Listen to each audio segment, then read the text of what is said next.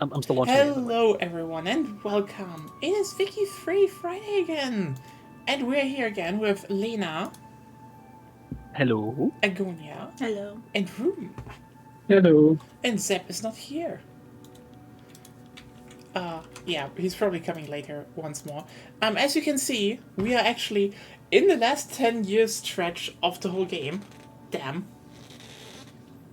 It is going rather smoothly because no one is playing fucking Giga Germany. Yeah. Also, in good Japanese tradition of letting my own people get killed, like I'm fighting against the Qing again. Again! Yeah. And they have help from the Italians, and both the commanders of the navies are using ramming maneuvers, which increases 40% kill rate and 30% casualties taken. So we're just ramming each other with ironclads. Wanna toss? Damn.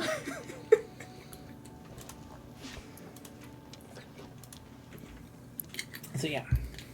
The world is a bit fucked. Yeah, I don't know if you were, like, how long you were there last time, Ruben, but I was talking with Sepp about that Primorye, the coastal part of China, I owned was basically a death camp for my people because China, the Qing occupied it, and so I lost lots of people.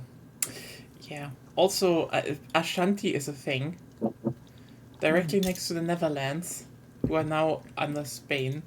Bema is also in existence now. Yeah! Interesting stuff happened. I think Ruben said, like, they're probably from British East Africa. Yeah. Well, they're not British East Athabasca Africa, they're is free thing. East Africa. Yeah, from them. Like, they came from them. Because I know British East Africa was bigger at one point. So Athabasca is a thing, and I think you will probably try to link up there. Yes. Slowly. We're trying to outgrow the British. Yes. Otherwise, yeah, we kinda carved up a bit Indonesia. Oopsie. Yeah, and I gained a lot of land. Comparatively? Yeah. Comparatively, I'm shocked how well that went. Man, Transvaal is... one easy... Well, the borders are still kind of fucked up, though, right? I mean...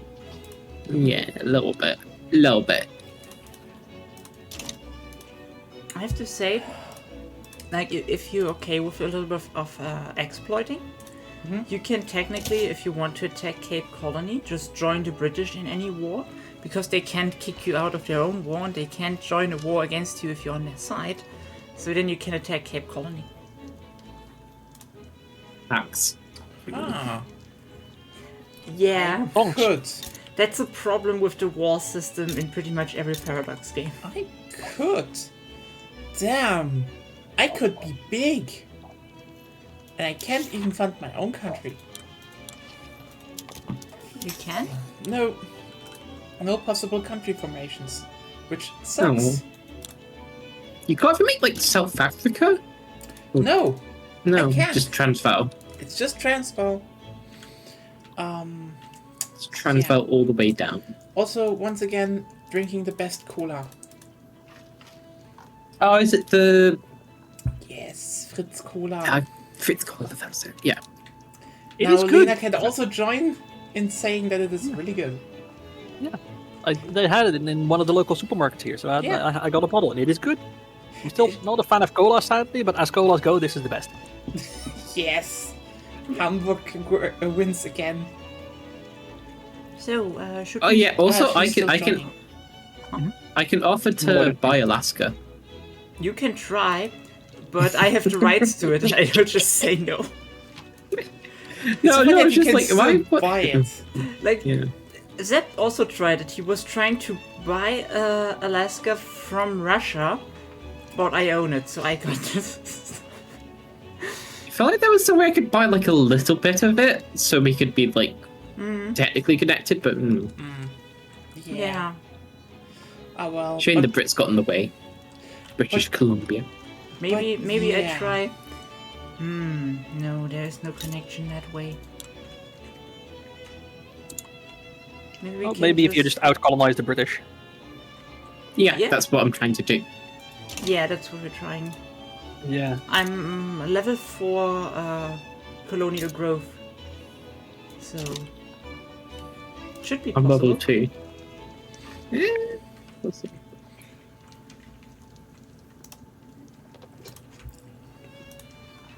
Yeah, in terms of cola, like imagine this: you tune down how much sugar is in your brew, and suddenly you're like, oh damn, there's more to this than sugar. This Yeah, actually it has was really flavor. good. Yeah. Yeah, like sure That's it's on the second part, but like yeah, mostly water, then some sugar, but like it's definitely different. Yeah, Coke doesn't really have flavor, does it? Or at least, like, It most... depends on where you get it, but Yeah, I guess so. At least in the UK, I mean, I know it's why kind of weak. It's kind of a weak flavor. Like, it's watered down, but just they add a bunch of sugar yeah. to I mean make up that's for it. probably the big Or thing sweeteners. on. I think the irony about cola is the fact that how do you get it? Because like a lot of soft drinks nowadays are just basically chemical syrups, and the main thing is what do you use for sugar? Like if you, for example, look at Are you in talking about America- the whole debate between sugarcane and sugar beet, or... basically like I mean from what you can see, like the biggest difference is in Europe we use sugar beets because we can just make sugar beets easily here, and so we use the sugar from that because that's simply the that's just the one we can make. Also, honestly, sugar should be a resource to trade with, that you can research different ones that you can plant, because that would just make sense. Again, sugar beets were huge being discovered during that era. Well, not Huge. discovered. They were actually engineered, basically. They were selectively bred. Yeah, that someone realized, well, that beet is kind of sugary, so Also, I think it was it the Prussians that discovered wa- sugar beet or developed it? I think it was, or it was it was Germanic, basically, in terms of development. I think. Could be.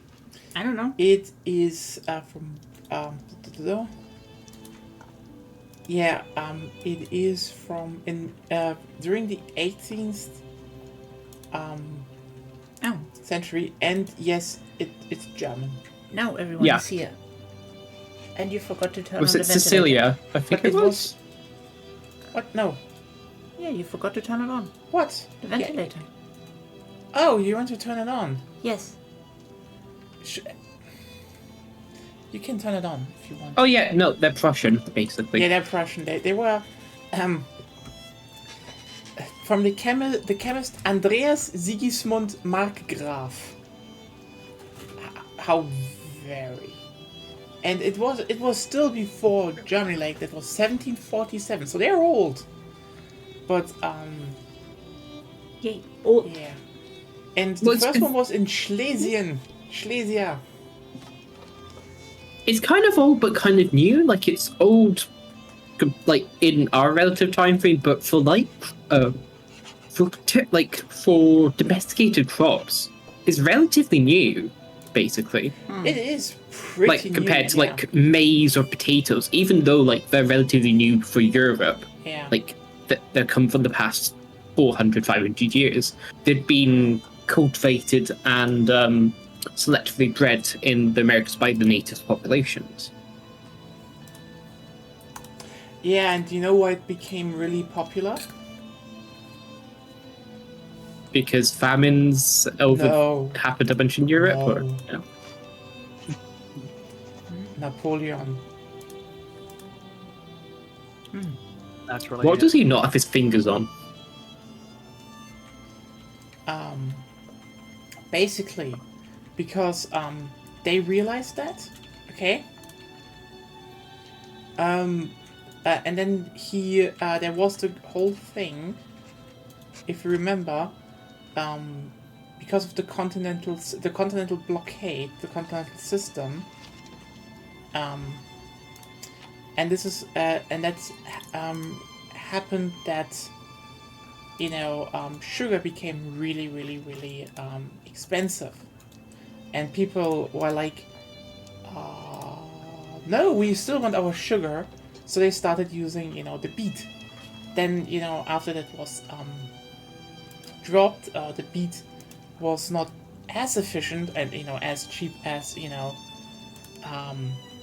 Sugarcane with slave labor. Sugarcane, yes.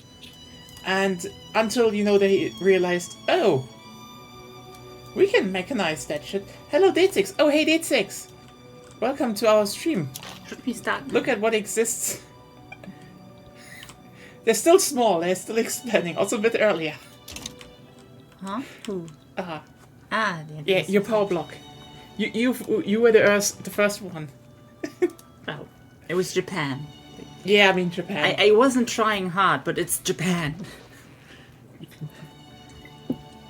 But I think, yeah, where you get your sugar from is probably the biggest factor of how cola tastes. Since you're not reacting, I'm starting now, okay? Yeah, I'm starting. No worries. Sugar is definitely the biggest one. So everyone was interested.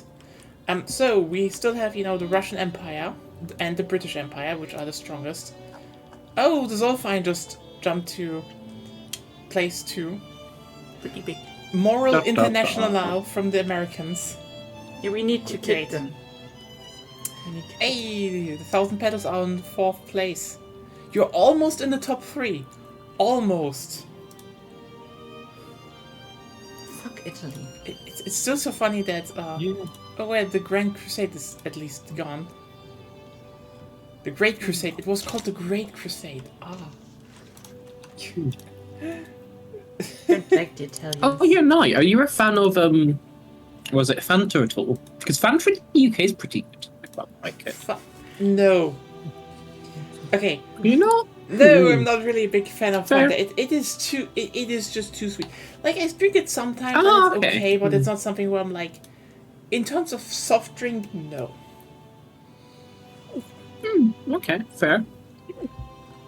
It like original, like real Fanta, like Fanta, too sweet. Sorry.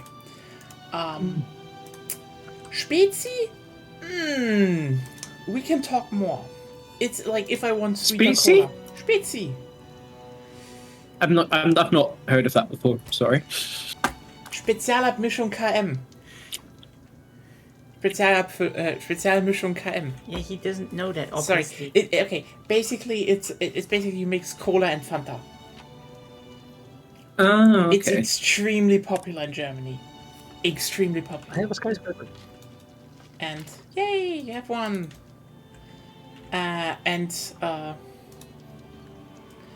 Basically. Apparently over here it's called Mezzo Mix. Yeah, that is the Coca-Cola variant. Spezi was from a local brewery, and they licensed that out. So there is also Paulaner Spezi, which is really popular because Paulaner makes Spezi. They also make soft drinks. Woo. What is another thing? So yeah, when we talk soft drinks, a lot you can do. Oh, have you guys had Dandelion and Burdock? No, what is that? Oh, it's a British soft drink.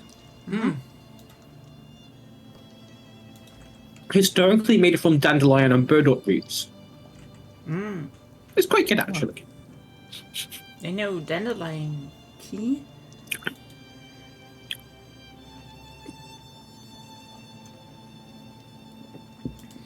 No, we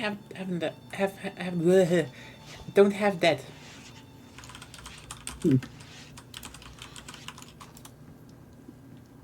But once it's kind of like a weak cola.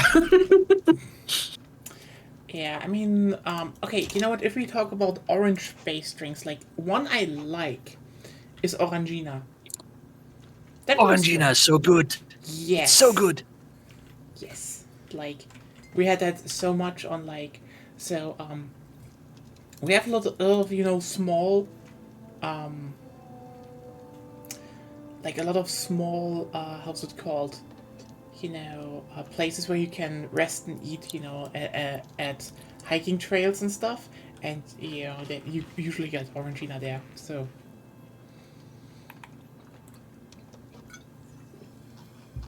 Oh yeah, Orangina's good.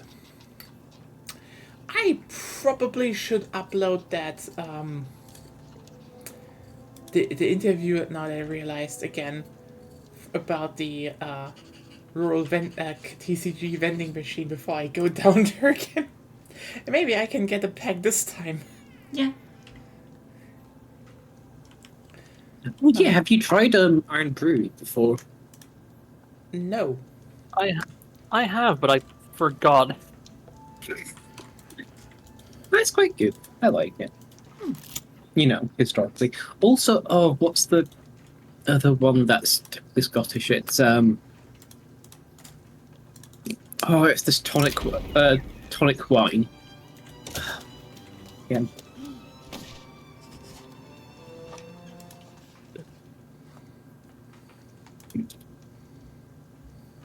But fast, that's it. Oh yeah. Absolutely disgusting. Like actual fucking cough syrup. Oh, it's genuinely associated with Ned because it's kind of like if they mixed an energy drink with wine, and yeah, it's absolutely disgusting. But yeah, it'll get you pissed very quickly. But I mean, if we talk... yeah, I would not recommend it. Oh, I see. You finally have Korea. Yes. I have to say, some people actually want cough syrup, but for different reasons. Yeah. I know if you're making lean, but Dynam this is like is independent again. But Italy guarantees the independence. Yeah, it's just Italy. It's just Italy, yeah, right. Oh, they still have a lot of people. I can't take them on. I can. I did.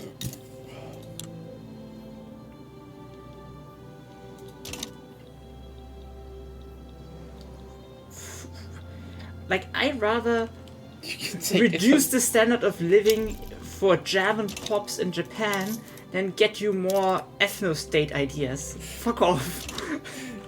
In a fight, right? We need the workforce. In a fight, right, Sophie? I just got 74.7% votes for the Communist Party. Ooh. Nice. Sadly, I have never really met an... Oh, and the trade unions are anarchist. Nice. Nice. Sadly, I've never really met an Italian girl. I've been to Italy a lot of times, but... sadly. I know French girls. I know Indonesian girls. But no Italian girls. That's sad. you just have like a map of the world and you're like I just got met people pins from and there. like Hey, I also know Chinese girls, okay? Like... Okay.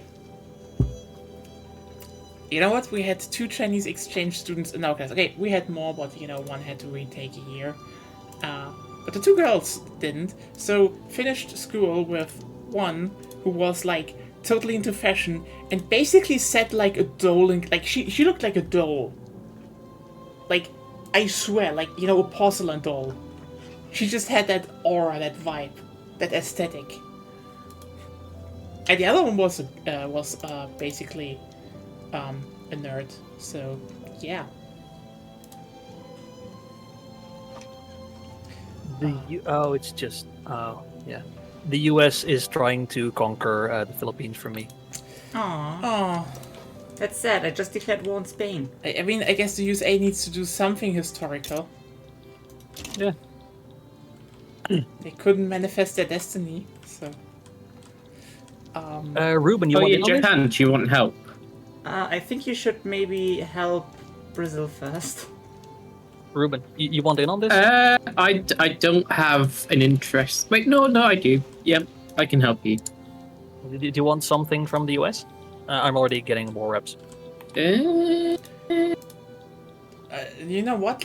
Let's just get some state out there, like maybe New Africa also? Which state? Any state? Yeah, you can release a I nation. can have them or liberate so. Portugal. No, I can transfer Portugal. No, not again. Then I need to fight you for Portugal. If you have do you have an interest? Can you join? I don't think maybe I have. Let's just see. Oh wait, I have one. I have one. Oh no, are we doing this? That you just trans? I don't think I can have Portugal. I mean, you can try. You can offer. Yeah. Let me just check. Let me just check.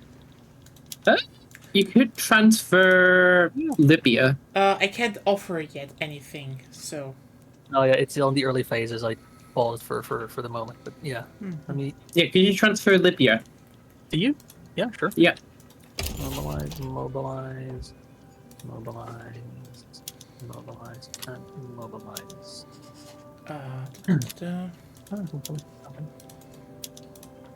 I can get Tripolitania or Liberia. That's The Tripolitania though. there's also a burgeoning revolution now because I'm trying to switch to a council republic. Oh. Da da da.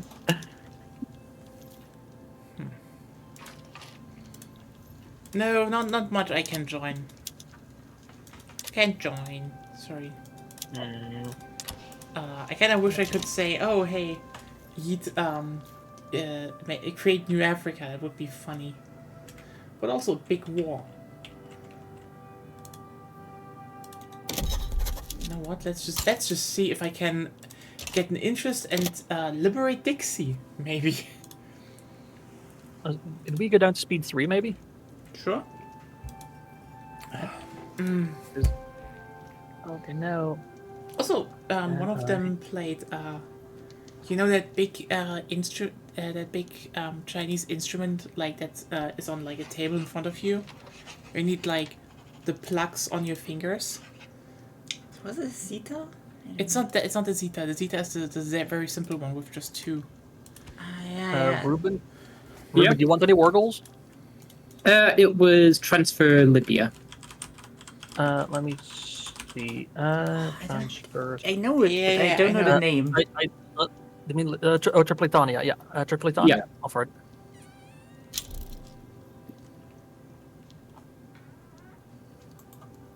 Alright. Washington. Yeah, my.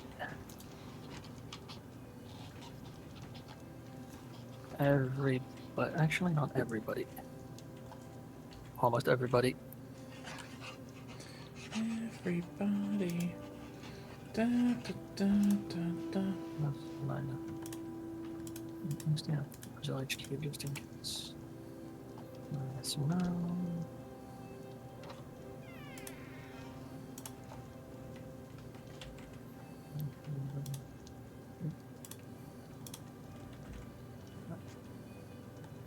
Also there.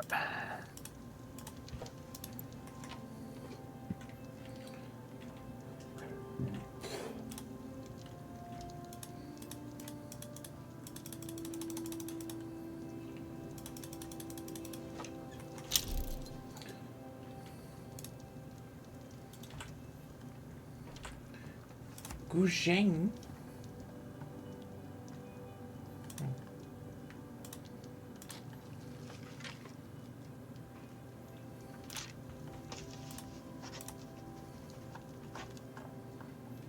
You mean Yeah. Schengen? No, Guzheng. That's the instrument. Oh. It's really cool. Oh, Canada unfortunately connected to Idaho. Boo! Boo! Being Canada.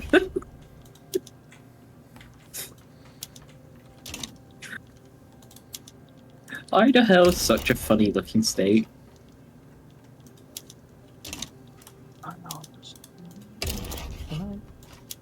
I could just let them. Oh yeah, I can actually add liberate war goals. Yes, Yeah. you can. Always Yeah. good. It looks something that liberates a lot at once.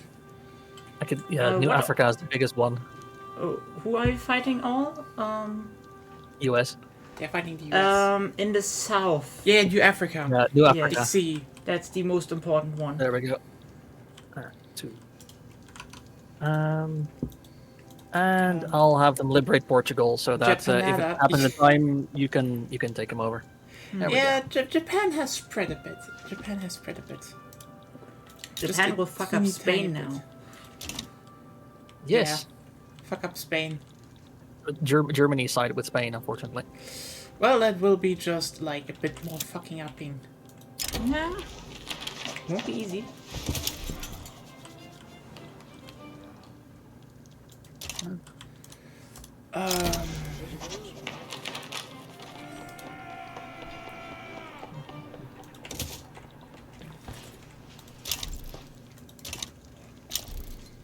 Oh, yeah, the war goal. Russia sides with Britain aristocratic revolt, and the USA sides with Brittany. Okay. The US is certainly doing things. Yeah. Italy sides with Brittany. Okay. I could side with them, but I don't get anything out of it, so no. Yeah.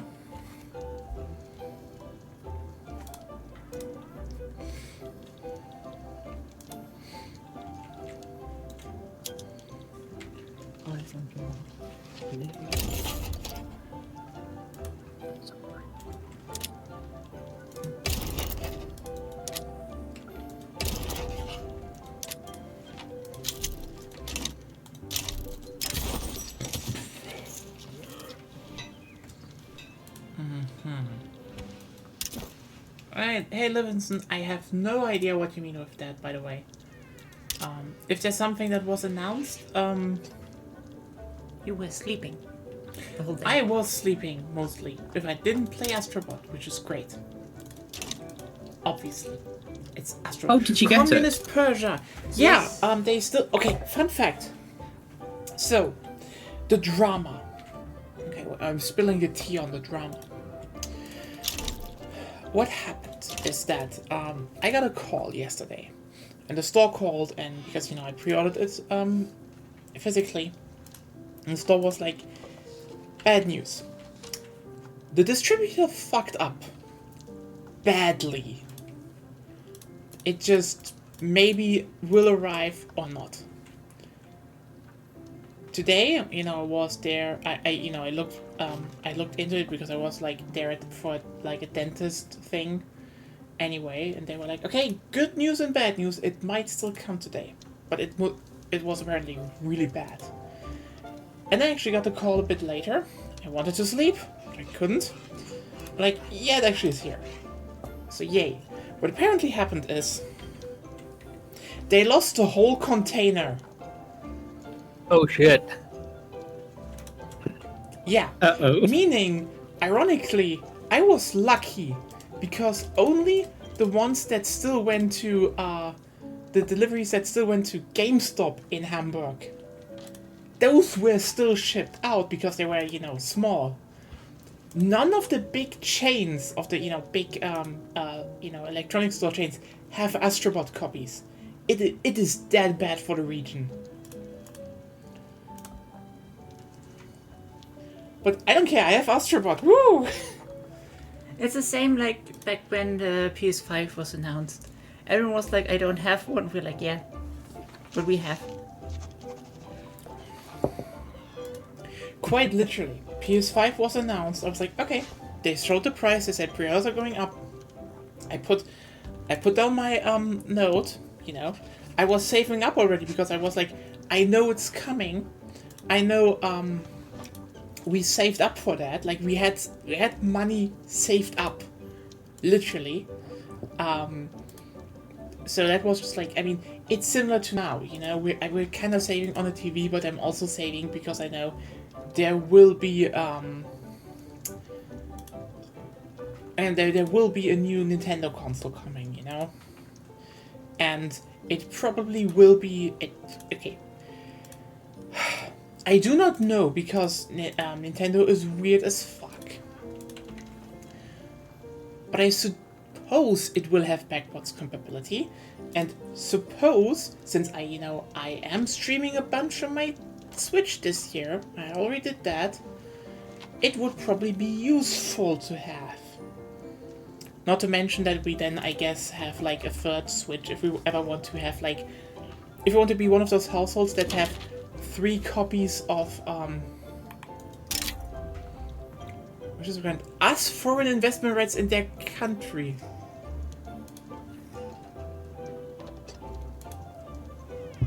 Yeah. What can I build in Greece? Hello, Greece. Food industries would make me money. I'm going to build you food industries. Oh, yes. Ha ha ha.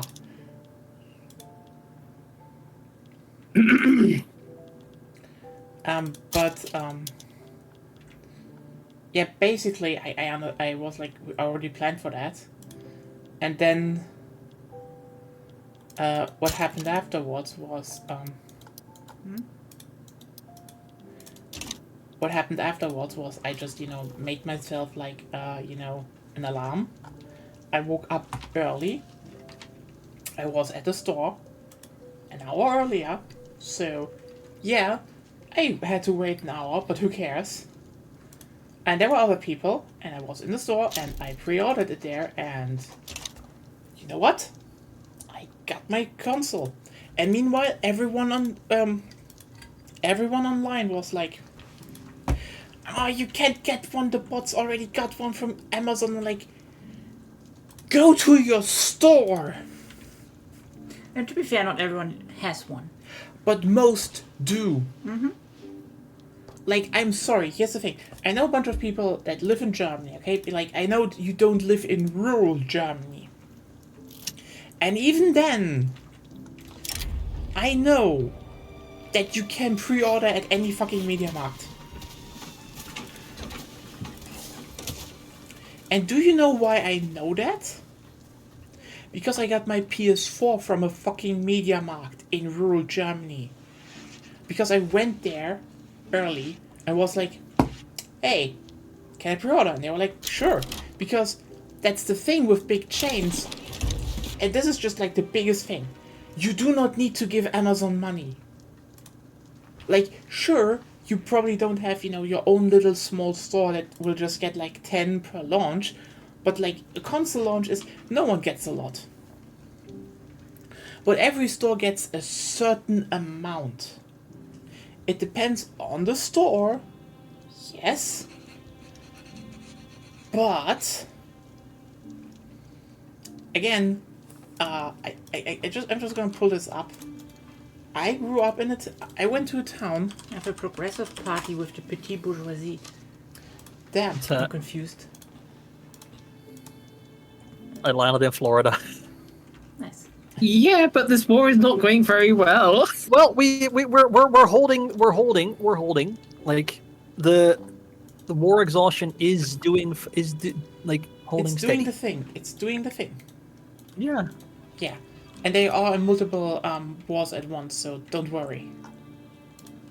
But yeah, the thing is, they have like 44,000 people there. Okay. Most of them won't pre-order shit. But they get per store at least 100 on launch. That is when, stock is rare. But that's the thing. Every single store will have a set amount. And that amount is not, in the singular bits. It's usually in the double, if not triple digits, depending on the size of the store. You just need to go there.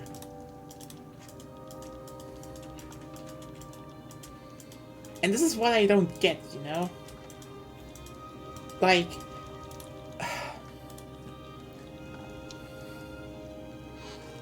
Sorry, most of my country just rose up in rebellion. Ooh. Oh god. I thought I would... Do you need I thought I would be able to beat the timer. Brazil, are you okay? This is not going well. How many people do they have? 144. Yeah, I can't fight that alone. Yeah, I think Mexico will be small. Or smaller. You will lose. And with less oil. Yeah, Oklahoma, Texas, and New Mexico.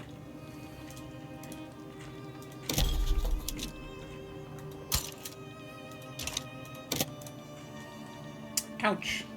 Brazil is not okay. I can guarantee you that. But yeah, this is what I find so funny. That everyone is like, especially from my generation, people are like, oh, I want this at launch presumably, and then they're like, yeah, my best effort is to log into Amazon during the day, be angry that Amazon is the usual shit show, and then just avoid Amazon?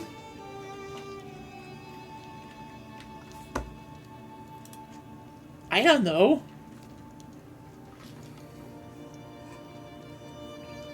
Again, it wasn't hard to get one. Really. And then people were like... and then I heard, like, when I had one at launch, they're like, oh, where did you get that from? Did you steal it? I'm like... No. Can we get a white piece, maybe? Give me a second, yeah. They would not have. They would not accept the white piece. No, because they already plus own 50, Texas. yeah. They occupy it. Yeah, they have plus 50 at war support. But the war support is going down. Yeah, but we're on 0. Yeah, they don't. It's too late for a white piece. That's the problem. I was just coping. Yeah, understandable. Yep, just need to reconquer it later. Well, Oh, we're going full military dictatorship. Or, well, as in building up the military, because we're getting Texas back.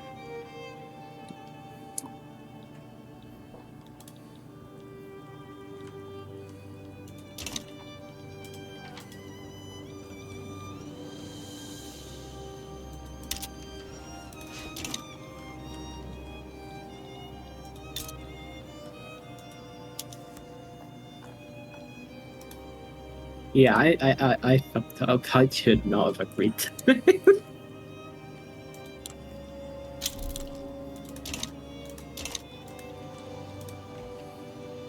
Oh well. It is what it is. What even troops did they have in terms of better ones than you, apparently. skirmish and trench? But Okay, no, wait, it's just because they've got. wait. They'll accept the Philippines and nothing else. Like, if can you do that, give them please, the Philippines, please, please. if I just give them the Philippines, then they will Yeah, accept. just that. do that, please. Yeah. Well, now it's Did true you- that Yeah, and I was gonna say that. Then can you please help me? But that I realized like we're already in the countdown to war, so I can't get you on my side anymore. Yeah, could you just give them the Philippines? Yeah, I offered them. I offered it. I sent the peace But offer. they haven't accepted. Not yet. Oh god. It said they will accept, but like it is an active peace deal. Oh, you need to accept. You need to agree to the peace deal. yeah, you need to see the peace deal, Ruben. I sent it. Oh, okay. I accepted it. Okay. Yeah. It just takes. There we go. Thank God I haven't lost text. And I guess that's social issue with the Philippines. And I can't even help you with. I mean, I didn't The have an issue with the Capitals Philippines. Oh, okay. They were just my little puppet. Well,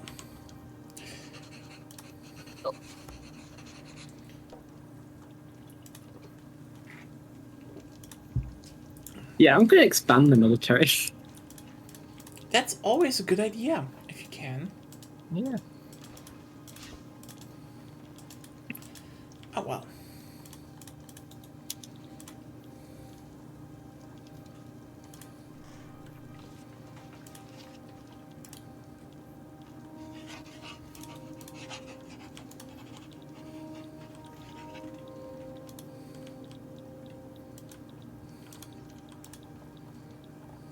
Athabasca has gone to war with the entirety of. Oh god, we're not going to have a land connection to Japan. because they're going to get colonization rights with the what's it? Athabasca? No, French. No, I'm not going to war with the US.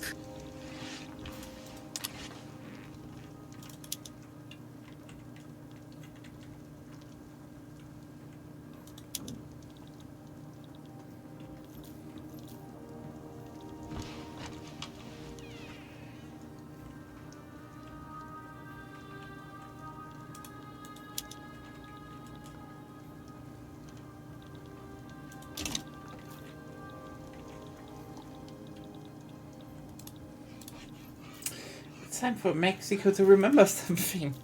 Yeah, now Mexico remembers the Alamo. I mean, we kept to Texas, but only just.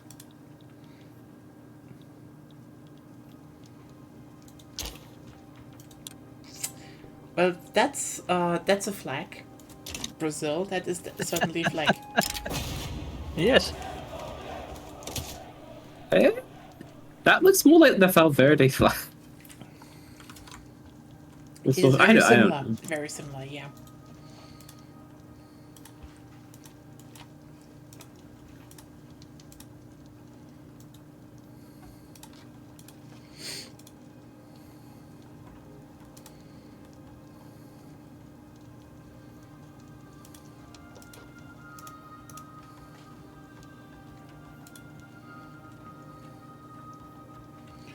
Oh well. Yeah, I have no Astrobot, and also because it was late, I got some Haribo. I have gummy bears. Very good. Yes. Haribo is good. Which is like, again, always support your local, like, you always go to the local stores. They are just, you just get extra bonus. Amazon is like, yeah, fuck you, you didn't get it, or we just like, you just fuck you. That's it.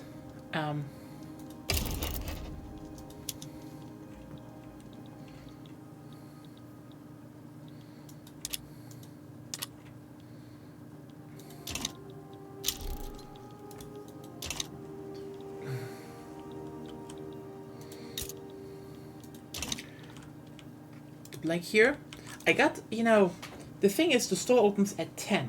I got my game at 14. So because it was 4 hours late, I got free gummy bears. Mm. That's a deal. Is it a German thing for like gummy bears to be included with like packages of products you buy? Not really. But it's more like, if something goes wrong. I think it's more like, if something goes wrong or someone, gets like, then, people just hand out sometimes gummy bears because. I think the idea is more like, I think the idea in general is for that, gummy bears don't spoil, so you actually So have... they halal as well, so everybody can have them. Yeah, So- and most, like, gummy bears nowadays are basically, they're vegan, they're not actually too, they're not that calorie dense. That, again, yeah, if you eat 100 grams, it's still 342 kilocalories, but also, like, a package is, usually don't eat them alone, or, at once. And it's like like, this one is 175 grams, so... Again, and generally everyone likes them. So yeah, Or doesn't hate them, or doesn't no not one like hates them. them. It's like, I think gummy bears is one of those things. Either you're in the mood, or you get them and then you're like, yeah, why not just eat some gummy bears? They're Either not you're in the bad. mood or you will be in the mood. Yeah.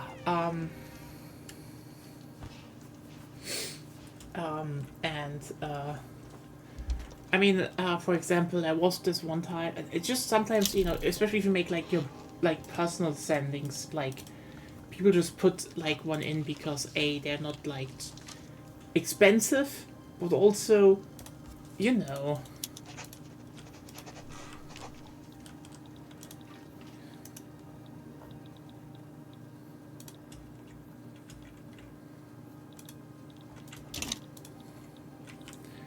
Like, for example, there was this thing where a local store basically had like a cheap blowout sale in terms of Shadowrun 5th edition books, and a friend was like, "Oh fuck, hey, which one?" And I showed him which one it was, and they were like, "Oh," he was like, "I need some of them, and they're cheap." And I was like, "Sure, you know what? I buy them, you give me the money, I send them to you." And when I sent it to him, I just put like packaged gummy bears in because it's just neat.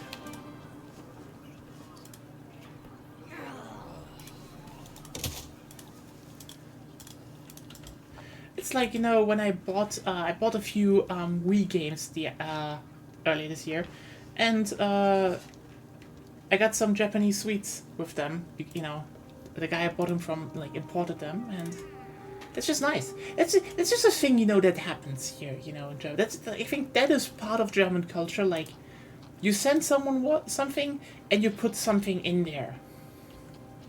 It's just like a little extra. It's just a little extra.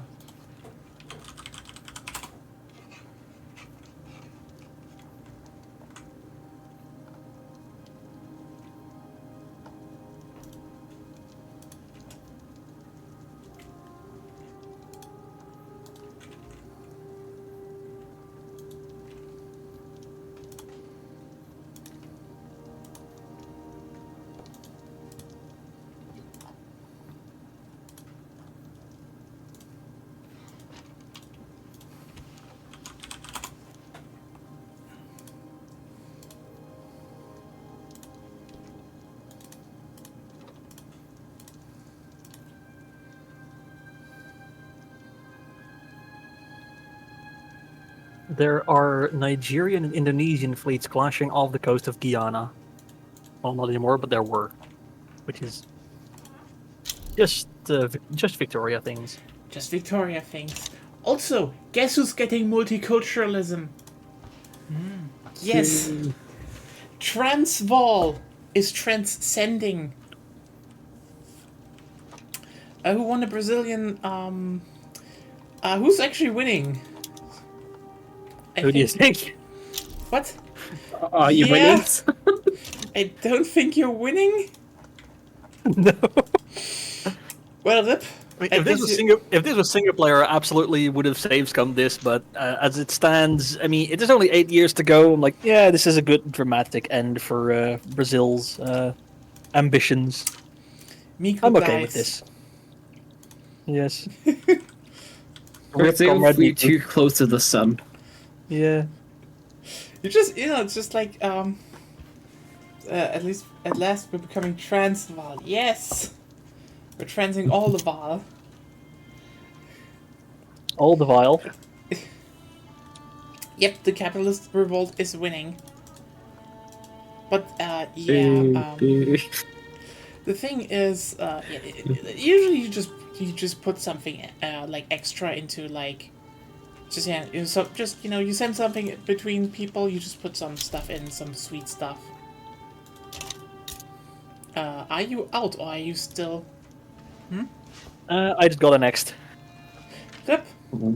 I guess you don't have a power block anymore. Nope. Need to redo You can that. join mine. Wait, I can take it all of Brazil again, but But yeah, the thing is we that could just observe, I think. Oh, it could be the Great Ching. Amazon Pact was formed by just play Brazil. You just play the Brazil now.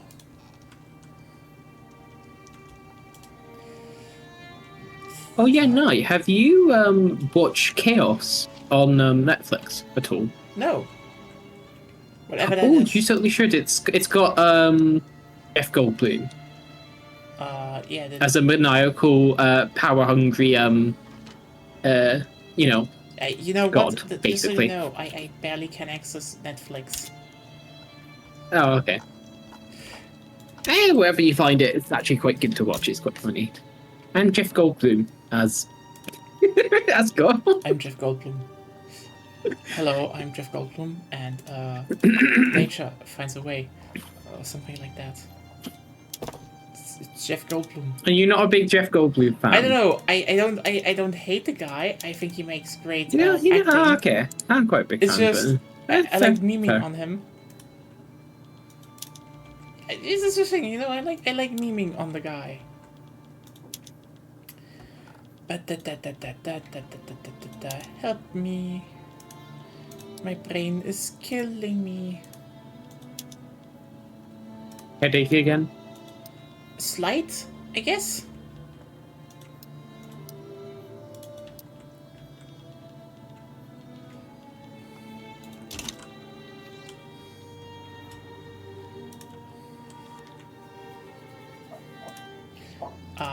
Lena, Mm-hmm. you can just play Brazil again. Yeah. I'm considering my options.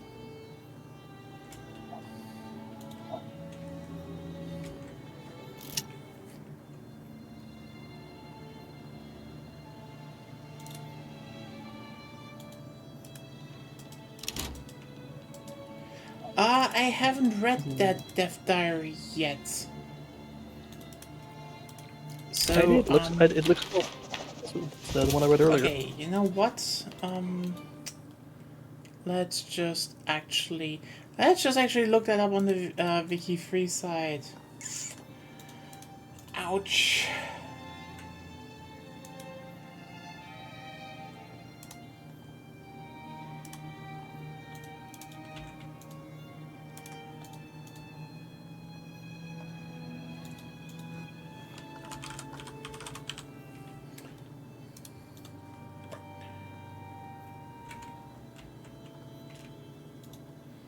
There we go. Okay, everyone, let's just go through that. Let's talk a bit about it. Okay, bulk nationalization and companies building ownership. Hello, Victorians. Wake up, grab a brush, and put on a little makeup. No. We're talking about bulk nationalization today. Also, I will bring you more details on the next step in the evolution of the companies feature. Ownership of building levels. Let's get started, shall we?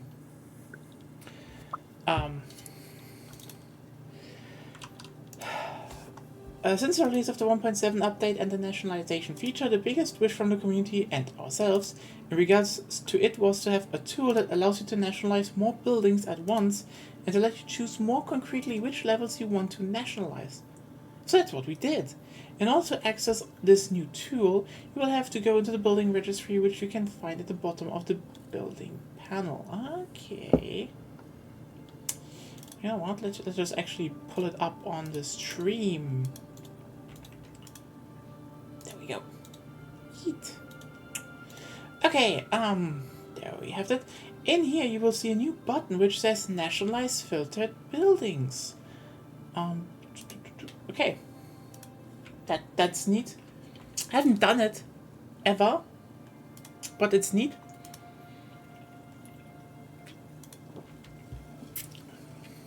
Yeah, I think No, I just spammed this is nationalize all the buildings button.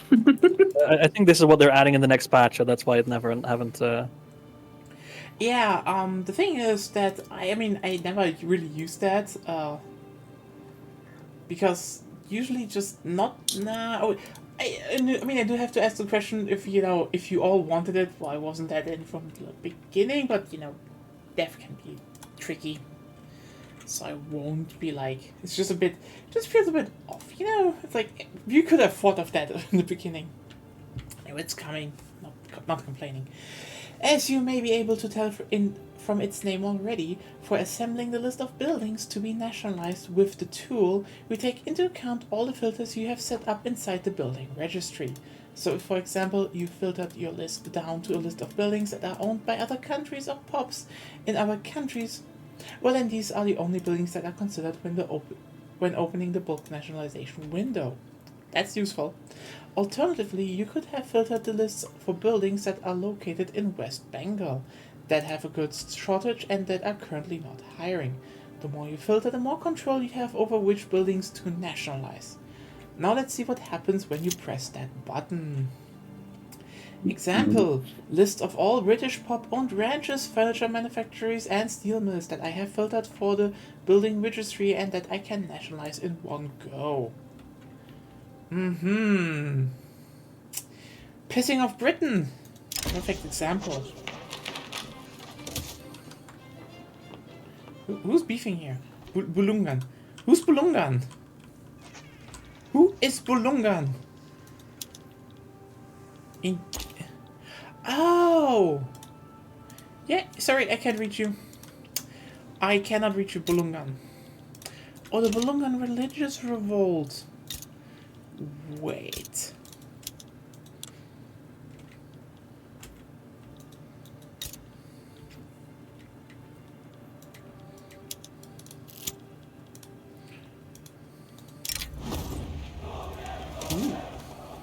Ooh.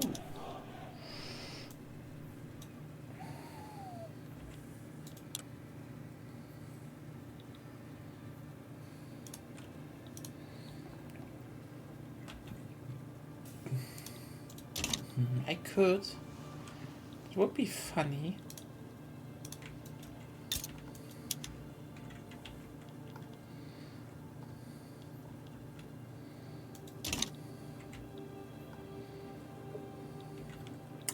Anyway, let's go back to this. Or should I do this?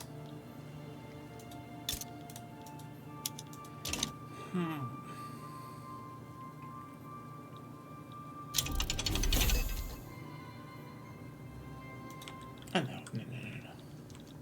Do not overdo it. Anyway, you can see a list of all affected buildings on top and the main sliders underneath to determine how many levels you'd like to nationalize, as you know it from the existing tool. If other owner groups were present, there'd be a separate slider for them.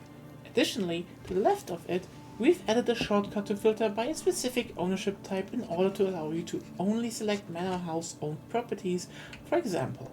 Because who needs these landowners really? Damn right. Fuck 'em.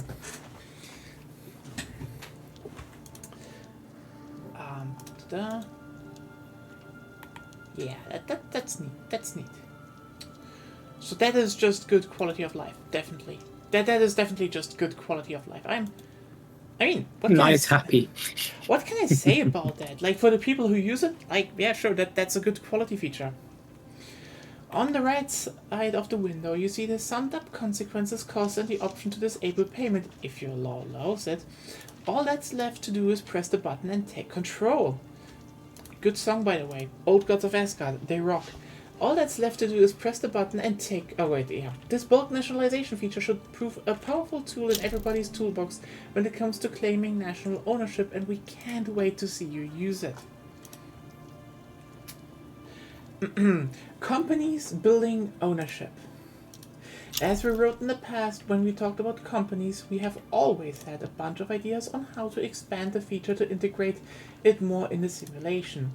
One of these ideas was giving established companies actual ownership over building levels in the country which they would positively affect, rather than applying it to all buildings in your country. So now that we have shipped the 1.7 update, which contained the building ownership rework that actually allows other buildings to take control of levels, it felt only natural to take this next step for companies too. I mean, okay, small thing. Maybe this is stronger. We will see. You know, that companies now own individual levels in the buildings they're supposed to affect, which, you know, makes kind of sense that, you know, you not only set up a company and then it's like, yeah, they just buff all the companies like all the They make the buildings easier to build. yeah, or better to produce, and now it's more like they actually own the buildings, which makes kind of more sense. It makes more sense. Yeah.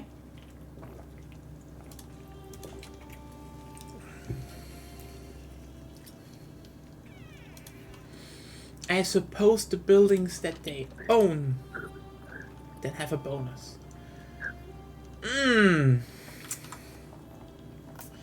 Okay. They might need to buff a bunch of them though. The way we do this is by giving each established company a headquarter HQ building. This building will act much like a financial district or manor house. Ooh. Ooh. Ooh. Are we getting the Kruppstahl main building? Ooh. Can we have like worker houses attached to it? I'm not allowed to play Germany anymore, remember? Yeah, I can. I'm not as good as you, so I won't fuck everything up. But I can make work. Can we make company towns in the future? That would be fun. That would be fun. Ooh, that would be so fun. You know what would be nice? If everything except capitalist would get a buff, first of all, and maybe the capitalist a bit of nerf because they're kind of unrealistic. Because right now, you can play with nationalism, like the nationalizing stuff, but it's basically at best roleplay because there isn't much that will happen, you know?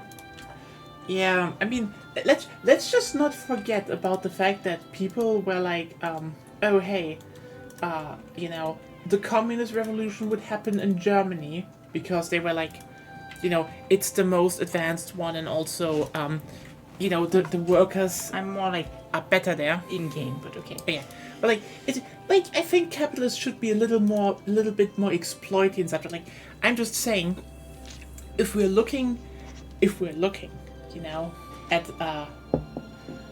for example, the German history, keep in mind, a monarchist had to come in and basically tell all the capitalists to we are doing some socialism now, so that everything goes crumbling down. That should tell you a lot about the history, That he was like, yeah, you know what, maybe you are all doing a little bit too much human cruelty. Maybe people deserve a little bit of, living standards. Well, in his mind, it was more like we bring some things through so that the socialists don't take over. I mean, that is also true, but also, I mean, that's the thing, yes. But it should tell you everything that, he was like, we should definitely do some socialism because else, holy shit, everything, people won't take everything.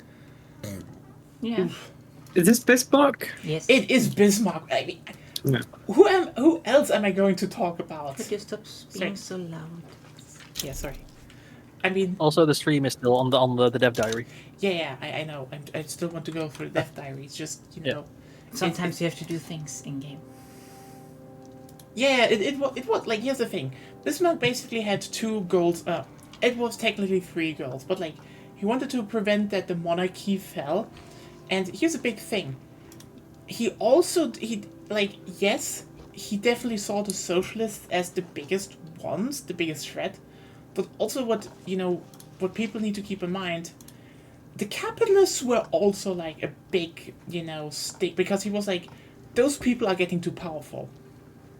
Again, Bismarck was a monarchist and believing in the divine right of, monarchists.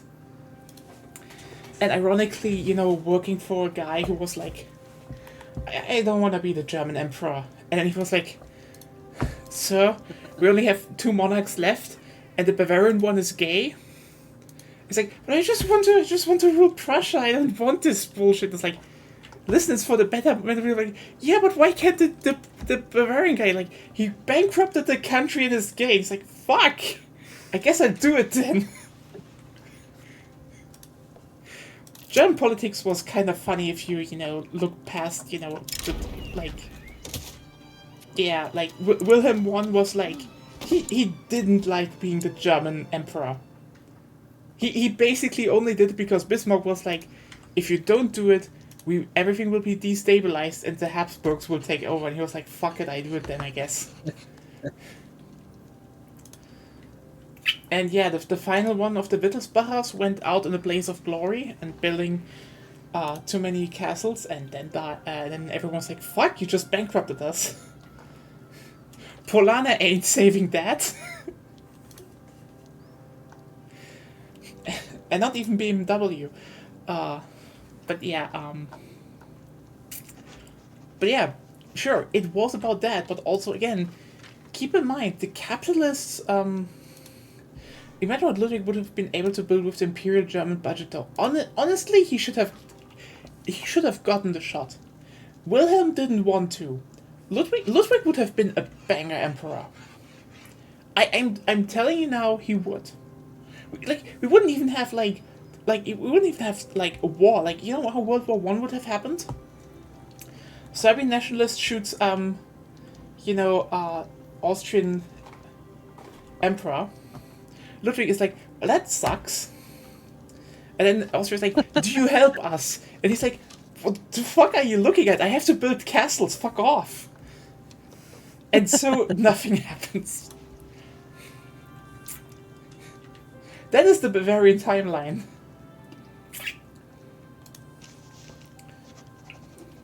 Also, I guess probably everyone would wear dirndls now. Then I think the lesbians would not complain about more widespread dirndl use. And I guess the gays also would not complain about more widespread lederhosen use. They are a vibe. But yeah, just to make it short, again, Bismarck was against the socialists, but he was also against, the capitalists, which shows you in the sense that, for him, socialist methods... Oh, we have multiculturalism. Perfect. Nice. Which shows you in, Bismarck definitely was way more open to socialist laws and methods.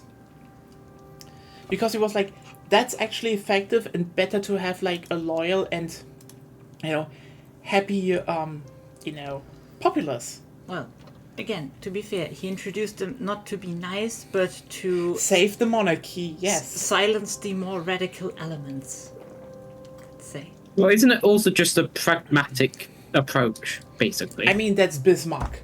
Yes. That's Bismarck. Yeah. Here's the thing. He knew what he wanted and he knew how to get it done. Yeah. And I think that is probably the big thing you always need to keep in mind about Bismarck. He was a pragmatist. And for him, it was very, very, it was just obvious that, the capitalist way of suppressing workers is stupid and sucks. You don't get anywhere. For him, I think there was a paper, a letter on this. He was he'd rather have basically a socialist country with a monarchy on top. If that's stable, because that's again, he was a monarchist. So he was what can I do to secure the monarchy? Also, Spain is fucked now. Just so you know.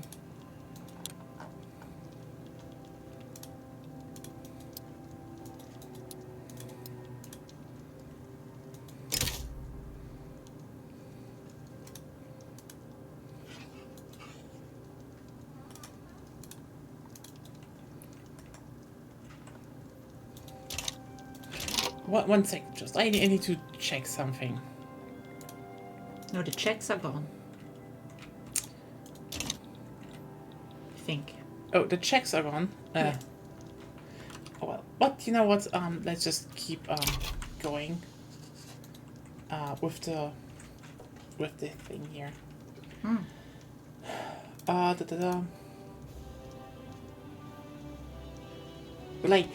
Bismarck was very much just a pragmatist. Again, he wanted the fucking he wanted the monarchy to stay in power at all cost. And I mean, it's not that he was wrong, with all his predictions. Remember how he was like, the next big war starts about some bullshit in the Balkans, and he was like, the moment we loosen our pacts with other with other countries, we will be dragged into it, and we will probably lose it. And guess what happened? Guess what fucking happened?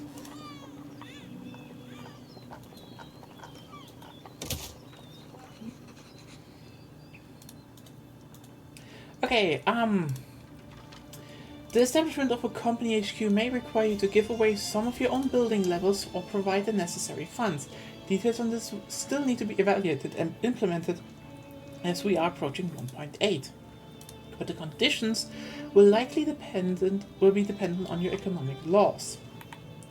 When you decide to establish a company, we determine in which state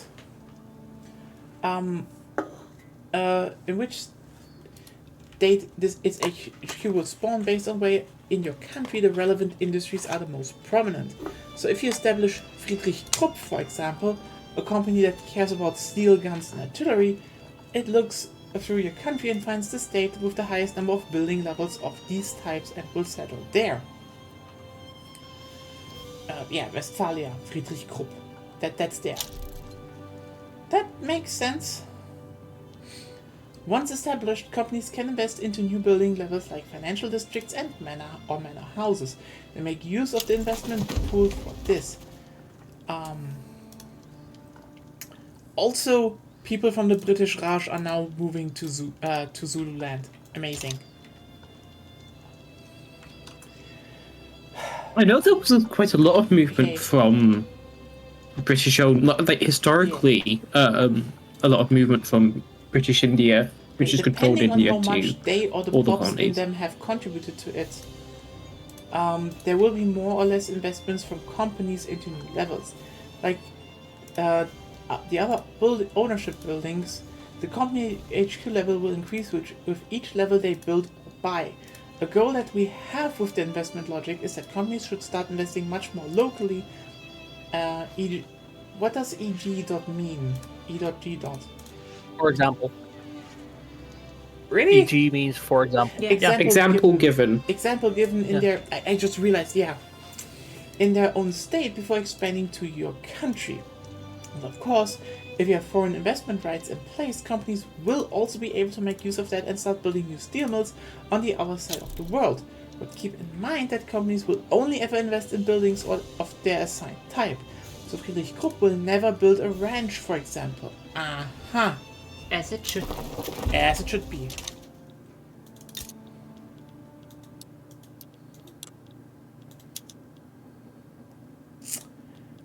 Oh god, Britain, why are you supporting them?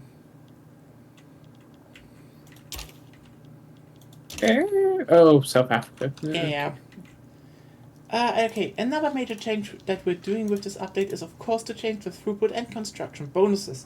Companies will only affect the buildings that are actually belonging to them, rather than every single building of fitting type in your country.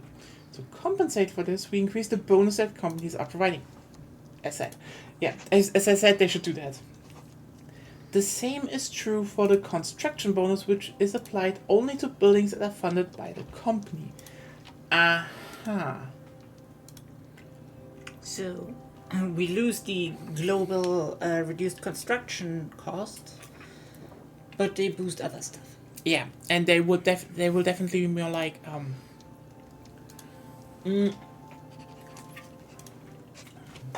This was actually a good change. Because, it technically restricts them, but it makes more viable. As in, because, they only build, like, specific types now. Like, for example, there was never really a good idea to invest, for example, in, like, an arms industry thing. Now they will naturally build up your arms industry because, they focus on that. So they could be useful if you are, want to do a lot of warmongering. Okay, in the interface we will represent company ownership with their icon wherever a level is owned by them. We are also thinking about adding a new color to distinguish their ownership type further, but we'll need to investigate this more. What we also do to visualize company ownership is to take it into the third dimension. We will show on a world map that a building has an association to a company in the form of billboards. If there's at least one level being owned by a company, we place an according billboard showing the company's logo on the building. Oh, we need so much more company logos that we should be able to make ourselves. Like a lot. Just saying. Cowards, the CEO will be eccentric. Let the CEO be eccentric. For the future, we can see potential to expand this kind of visualization to other areas. Example given ships and trucks. But that's out of scope for 1.8 at least. I don't know, but like that sounds definitely they're doing the whole individual ships thing still. But you know that's gonna be amazing if that happens one day. I want to build my own dreadnoughts and ruin my war chest. While this ownership change is a major step forward for companies, it's not the end of all plans for them. We cannot provide you a timeline for further improvements yet, but we do see potential to expand them with features like political impact, example given influencing IG. You know what? They should write AE as example. Example given, who says that? I guess, is example given American or British people? Who do I have to blame for this atrocity? I don't know. You are the British guy! Stop being loud. Sorry. It's actually not. It's Latin. Exempli gratia. Yeah, that's for the it, same yeah. for the same example. For example. God So blame the damn Romans. it, Romans! Yeah. Like, not it's our often fault. it's often interpreted as example given, but like it is. Like, yeah, it is Latin. Okay, can I say one thing? Yeah. Can I say one thing? The fucking empire fell like centuries ago. Why do I still have to like their language is dead? Why does it Well, still? that's because the French brought more Latin influence into the English language, so it's the French fault. Also, the church. Yeah, Also the church, yeah. as usual. So wait a second, then you can all grab parts of Spain if you want to. Ooh, If you want bigger. I'm still on fucking my military. Aww. But you can fuck up Spain's military. It's A, they have no manpower anymore, and B, look at Spain. wait a second. Can I just finish this up? Waiting. No, look at Spain. Wait. Please. Let me do it right now. I finish this up and then I switch back to the game. Oh. I got my leading characters among other things, but that's for another time. The next After is coming to you in 2 weeks on the 19th of September, where Martin will walk you through the changes we are making to political movements. That is gonna be very interesting.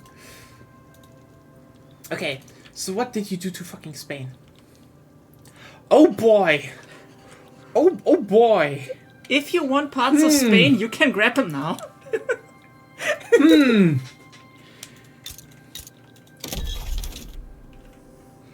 Oh, okay. Do I want Catalonia or do I want Andalusia? Look if you can get the infamy for that. There are lots of people living there, and they're recognized. Let me just check. Do you think it'd be 52 funny infamy. me Ooh. taking Spain as Mexico? Yeah, you can technically. They're even where back then just a minor power. You can protectorate them. Help! When we get more SS forces, it came a major. Actually, maybe soonish. So, I'm going to, okay, I kind of wanted to play anyway soonish again, but I'm also going to, visit my parents soon, and now I have, like, some kind of laptop, so I might be just streaming some Space Station 14 down there, because that runs everywhere.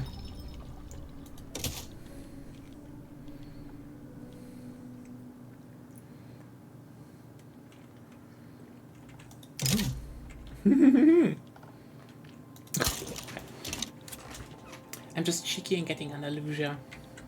Okay, should we on pause now? Yeah, sure.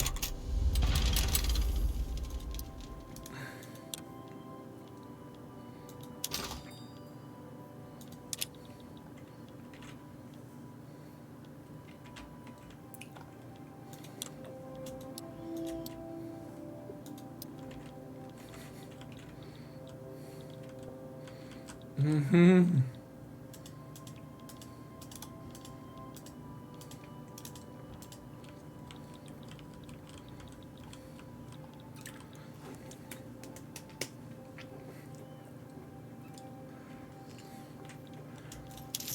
Let's get a bit of budget in, so we can.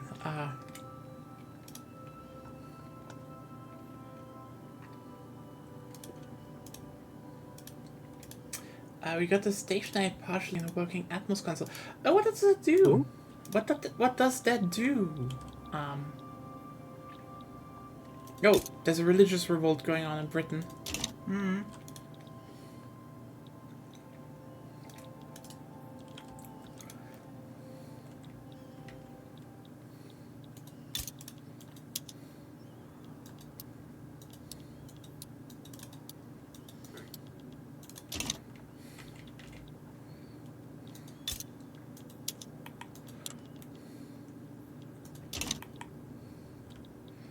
Mm-hmm. So to fuck even more with people, I suppose. uh,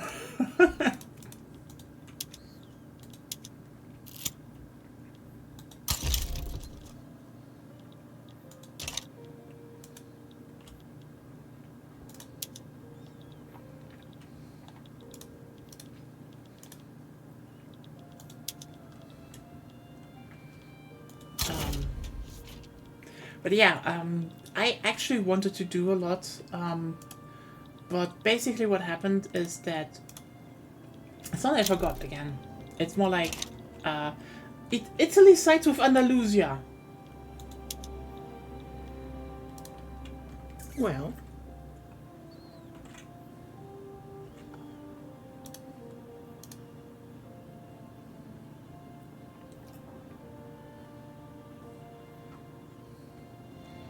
Anyone wants to join and maybe fuck up Italy? I have a truce with Andalusia.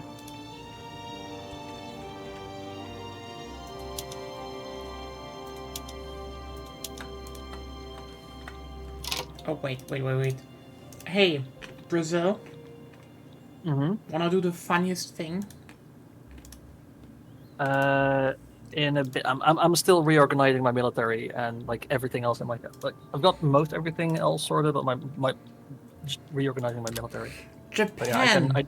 I said I have a truce with Andalusia because I made them. Oh, so you can't join. Okay, Mexico! Yes, that's why I can't join. I have a truce. You can take Italy Oh. on. Can I get Italian war reps? You can get Italian war reps, yeah, no problem. But I wanted to like, okay, yeah. There we go. SAA, local cameras. Oh, interesting. Brazil, do you want to maybe also join? I'm in Mexico. And what?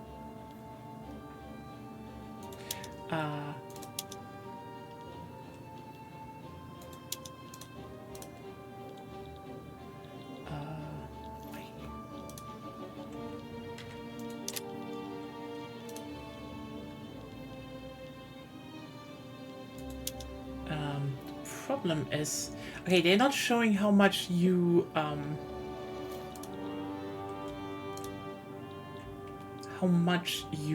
would liberate. I could liberate Sardinia Piedmont again. Where are you from? US or UK? Germany. I'm from Germany. I guess. Oh my god, Britain. Oh, and Moin! Kabul's backing. I see you're also from North Germany. Moin moin. Well, I'm not from North Germany, but I just live here. Love it here, though.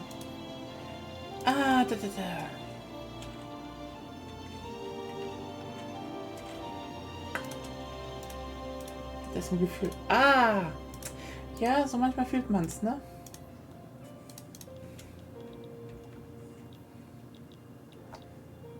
Sounds like you've been here a few times, but you haven't wrote yet. So yeah, okay. Mexico, do you want to join and maybe liberate Sardinia Piedmont? Nah, I'm fine. I'm just trying to build up my Okay. economy further. Brazil? Mm-hmm. Wanted to join for war apps.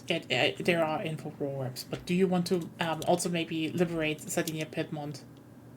Well, that's all your choice at that point. I can see how much I would liberate. Okay, that's just the small ones. Yeah, Sardinia Piedmont would at least be Yeah. like 2. That would Big, yeah, it would cripple Italy. Oh yeah, let's do this. They're back. Let's do And this. that all because you want one state of Andalusia? I want to protectorate Andalusia. Ah, well, good idea. Yeah, that's my idea. Hauptsächlich bei SS14 war ich Wiki-Führer im anderen Niveau. I mean, yeah. I get it.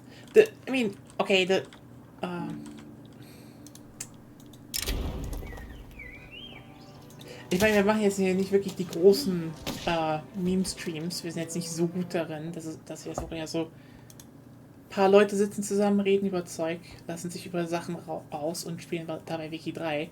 Was aber lustig ist. Und ich glaube, wir sind, auch die einzigen, die wirklich lange dran sind. So yeah, we're basically, I don't know, I don't think we're the only ones, but we're one of the only few that consistently play Wiki 3.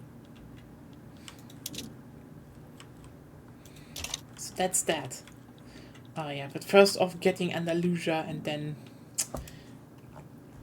Yippee! Piedmont! I honestly wish I could just get... Yeah, Sardinia, Piedmont. It's kind of interesting that you can't get Sicily out again as a nation. But I have an interest in Italy. Okay. I guess we are doing some war then. Ooh.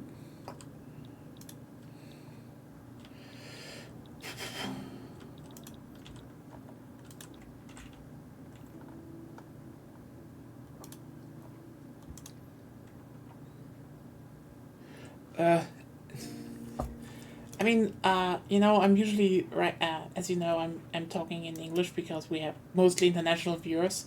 What I say to that, LP.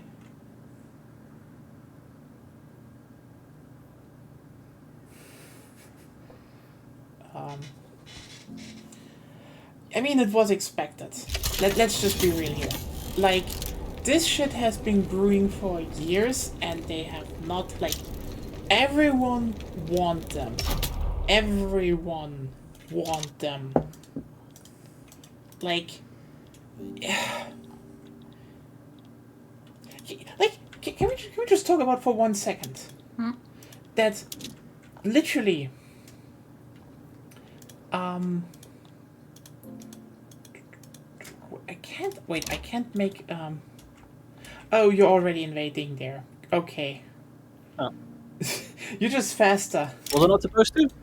I guess I'm just invading Italy then. Who knows? That's that. Like, I just want to say, like, over a decade ago, okay? People have been saying, yeah. And you know what? And then everyone's like, oh, why did it happen with with a lot of young people? The answer is simple. Have you seen TikTok?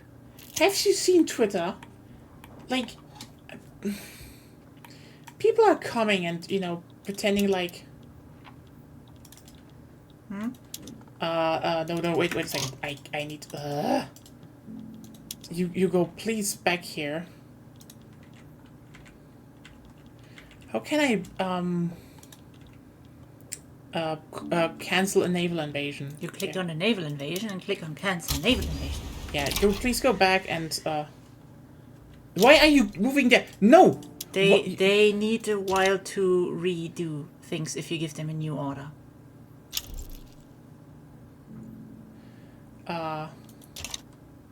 Yeah, I mean...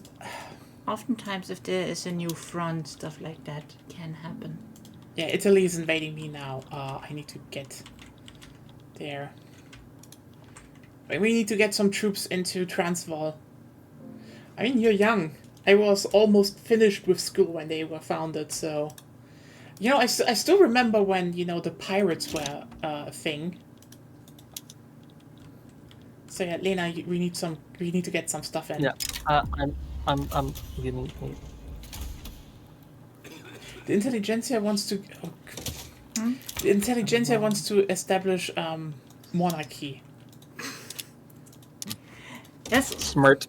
that's always the intelligentsia and the petty bourgeoisie. They're always like, we want progress, and when we have it, we want an ethno nationalistic state or something.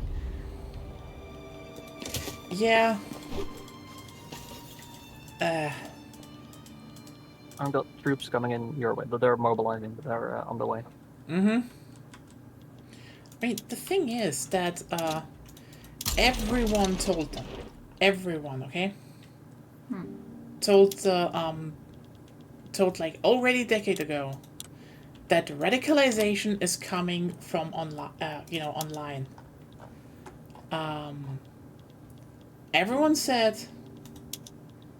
they're gonna it's gonna be decentralized and it's gonna be a lot of shit at once.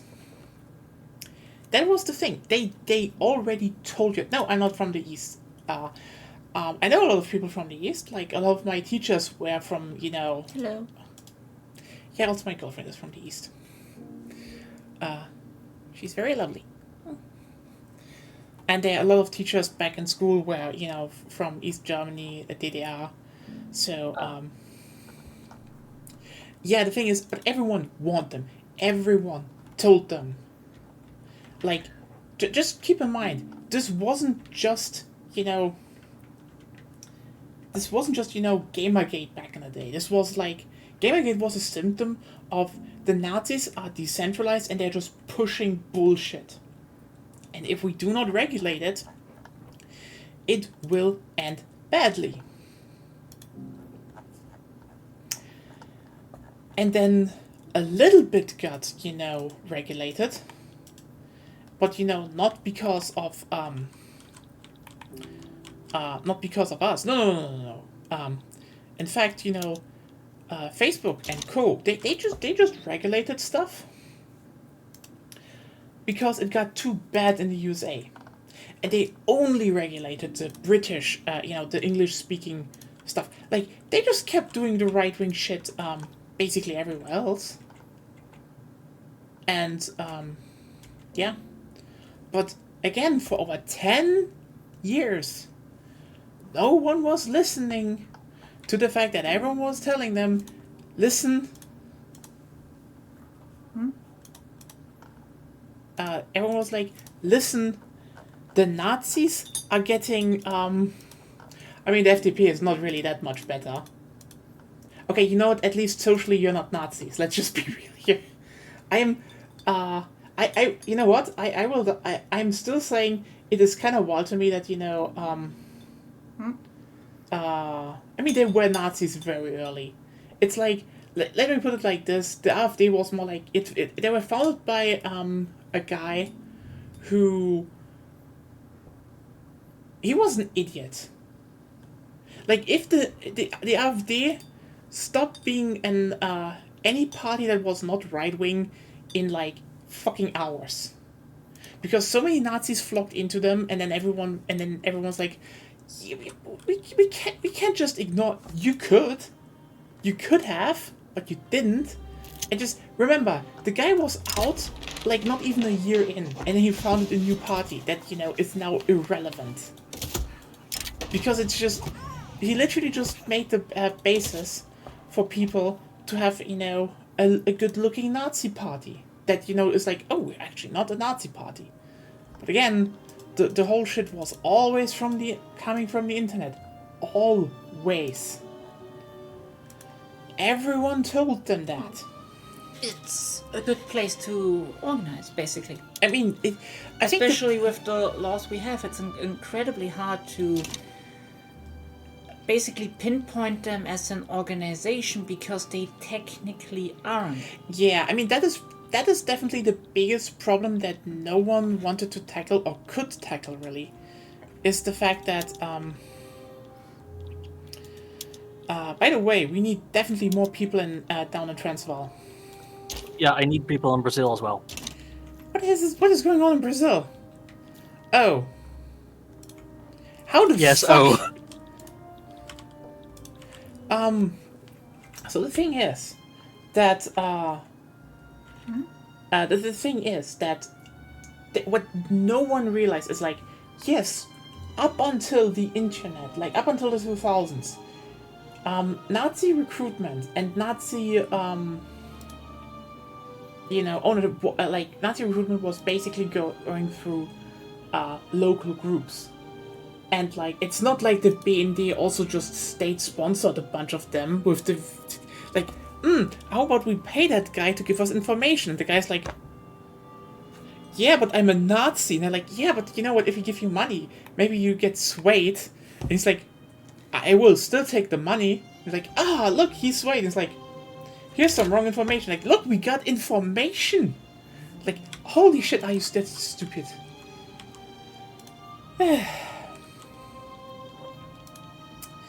Anyway, so what happened is that, again, they decentralized. So they don't even need the recruitment anymore. They don't need that. They just need to go on the internet and spew hatred and bullshit and stuff that just doesn't...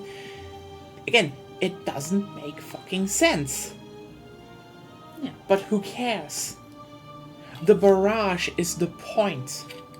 The hatred is the point. And this is the one thing where I keep saying, if you wanted to, prevent all of this, and don't Pikachu face at why are the young people... Listen, you have a whole generation now gaining voting rights that grew up with TikTok, a platform that had a Nazi problem from the beginning, which algorithms pushed Nazi content from the beginning. And keep in mind...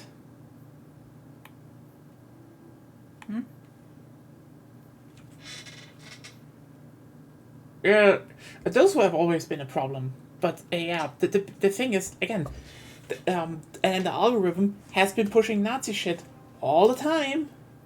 So what happens? Obviously, they will go to the Nazi shit.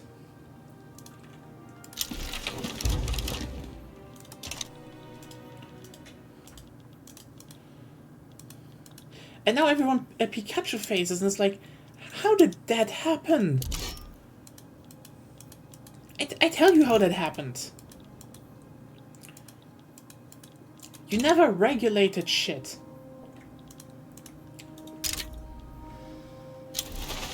Like, And remember, lots of conservatives also find it really useful to have some Nazis around to be like, better choose us. I mean, We are stable. Oh god, let's not let me not start talking about Merz. I mean, also, I just want to point out the one banger. Remember how I think Facebook was it that said, "Oh yeah, you know what? If we actually enforced our community guidelines and such, we would actually need to ban a lot of conservative politicians." Yes, you would. That's the idea. Yeah. It's like, the thing is, you look at this, okay? And it's kind of obvious that, Germany is the #1 superpower now. Probably because they have Bohemia. And also Britain is Yeah, civil war. right now. Not for long, but yes. oh, fascist Andalusia is a thing. Why is your landing going so slowly? Because they have ships there that apparently keep intercepting me. Like, I am winning, but it's just Too slow. It's going so slowly. Yeah, I'm sending my other fleet there as well. Like, I have 4 admirals on this first fleet, so it's not that. I am still hoping they both will collapse. Let's just be real here. Like, here's the thing. Okay. Yuki, du redest weiter in Deutsch, also lass mir nur sagen. Merz und Söder ist halt Pest oder Cholera. Die Sache ist, wer ist Pest, wer ist Cholera? Unpopuläre Meinung. Ich würde sagen, Söder ist Cholera, Merz ist die Pest. Und zwar Superpest. Merz würde Babys verfeuern, wenn es ihm Geld bringen und Macht bringen würde. Der Typ geht über Leichen für Macht. Söder auch. Er ist nur dümmer. Und eine dumme Person kann man ausspielen. Anyway. I just hope both just don't. Like, I just hope the fucking...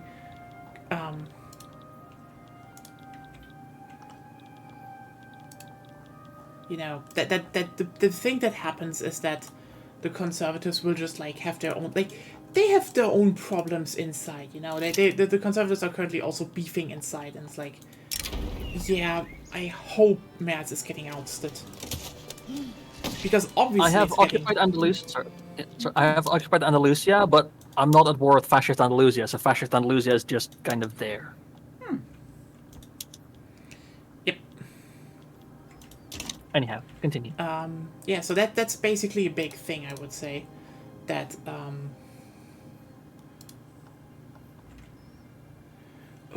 honestly, to a degree, I kind of was like, would like, if someone comes to me and is like, oh, you know, do you want 4 more years of Merkel? Here's the thing, if that's an option, I press the fucking button right now. Because, like, here's the thing, Merkel has her problems. She is a problem. She is a problem. She is, like, she's just leagues above the rest right now. It is insane. It is insane to me to say, yeah, no. I rather have another 4 years of Merkel at this point. Because everyone else is just incompetent as fuck. It's like, oh, let's do... It's just... I know. And again, I keep saying they should have banned the AfD long ago because they could. Yeah. I mean, if Merkel is known for something, then that nothing changes. Much. Yeah. Like, it's the thing. If 4 more years of Merkel mean nothing changes... Yeah, you know what? I want 4 more... I want 4 years of... Yeah, please not change. Do not change too much.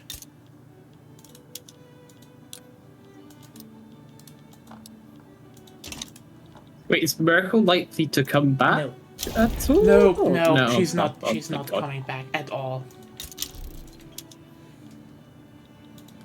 It's just a rhetorical question in the idea of if you could would you prefer that, and like, yeah, to a degree. It's, by the way, if you could please write in English so you know people can actually understand that I'm not from Germany.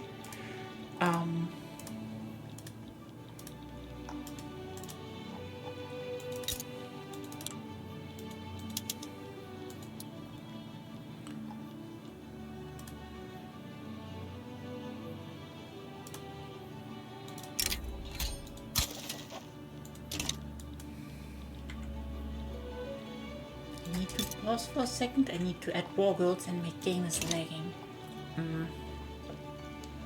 But like, yeah, the big thing about right-wing resurgence in like is simply, remember when Elon bought Twitter? You need a dedicated German streaming day. I have mainly international followers, so I don't think that will help a lot. Just doing one in German. Like most people that watch me are either from the UK or Netherlands, and so you know there's a lot of Brit bashing, but that comes from them, ironically. Yep. Your island kinda sucks, right? Yeah, it does. No, it's like the thing is, like, again, we have told people It is online. Right-wing radicalization is online. It's decentralized, and we had the thing with the algorithm once. The only thing why it calmed down is that people forgot apparently was that YouTube itself that had that problem. The reason was that YouTube/Google was like, oh yeah, we really do not want to push that much Nazi content actually, so they changed the algorithm, and it still didn't work for non-English speaking channels, because that's the thing. Right-wing/rage engagement is very powerful. It is really fucking powerful. And thus, the algorithm just naturally brings, tends you to show you the next thing and next thing and next thing. And now everyone's like, why did a lot of the young people vote so much for right-wingers? Because the same shit applies to TikTok. Because they go into one... Are there that many young people voting for right-wingers? Yeah. I know there's some, but it's... No, majority right now in the current, local elections in Thuringia, in general, right-wing leaning countries that got were young people, which also was represented in the European elections. Which is like, yeah, if you look at, for example, again, if you look at TikTok, the algorithm is like, I want you to keep watching, I want you to keep scrolling, and then they identify, oh,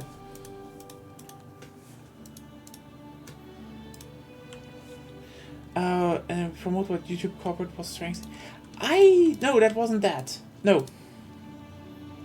The thing was that the thing back then was that the YouTube algorithm promoted way too much Nazi shit. That was the thing, and they changed that, and at least in the English-speaking region, that went down. Still not good, but it went down. I mean, I guess that's kind of one of the benefits of English being so widely spoken, is that it's easy to find out. What I mean is like... Yes. Oh, sorry. I mean this the other way around. It's harder for other languages because, like, a lot of these social media companies are based in places where English is the primary language. Yes. Ironically, we also had... remember how, literally a few years ago, okay? There was this thing in, I think, the Philippines, okay?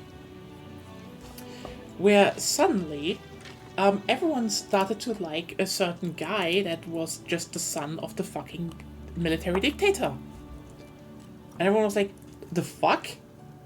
That family was chased out of the country. They stole billions. Yeah, so they used the billions to literally run an online disinformation campaign, and nothing catched it because that was just not the English-speaking problem. Hey, Gunsoft Girl, how are you doing? It was, and yeah, I think he won. He won the election right as... was it Bongbong Marcos? Bongbong Marcos, yes. So what is Sweepy? I don't know. Because he's currently the president. Bongbong Marcos, yeah. And you know what? You know what the most outrageous part about this is? The country was about to actually, do a big, really big move to actually, get that money back. And now all the charges are being dropped because, he just fucking won. And again, we had enough stuff, and you know what the most insulting thing is? That they said, oh yeah, Elon, you need to keep in mind, you need to look after, you need to run under German law, and you fuckers did nothing. Have you seen how much right-wing shit is running wild on Twitter? How much? They just do nothing. We are even relatively safe because we're long on the platform. We have blocked most. Yeah, I mean, also like we're older, we're like way older. We already been through this shit. But like, as I keep saying, the two big problems that we're currently facing on social media is there's not enough legislative interest or, push that especially TikTok and TikTok and the major sites change the algorithm so that just straight up hatred and lies are just not pushed constantly or get this much mainstream activity. And then I need to point this out, like, I'm sorry, but too many leftist YouTubers are just like, just stop uploading like one gigantic essay about gaming every year. Oh yeah, I know you put in a lot of money, but like a lot of time and work, and it's impressive, and I like your opinion, I definitely watch it. But for fuck's sake, can you just bash some idiot right-wingers again?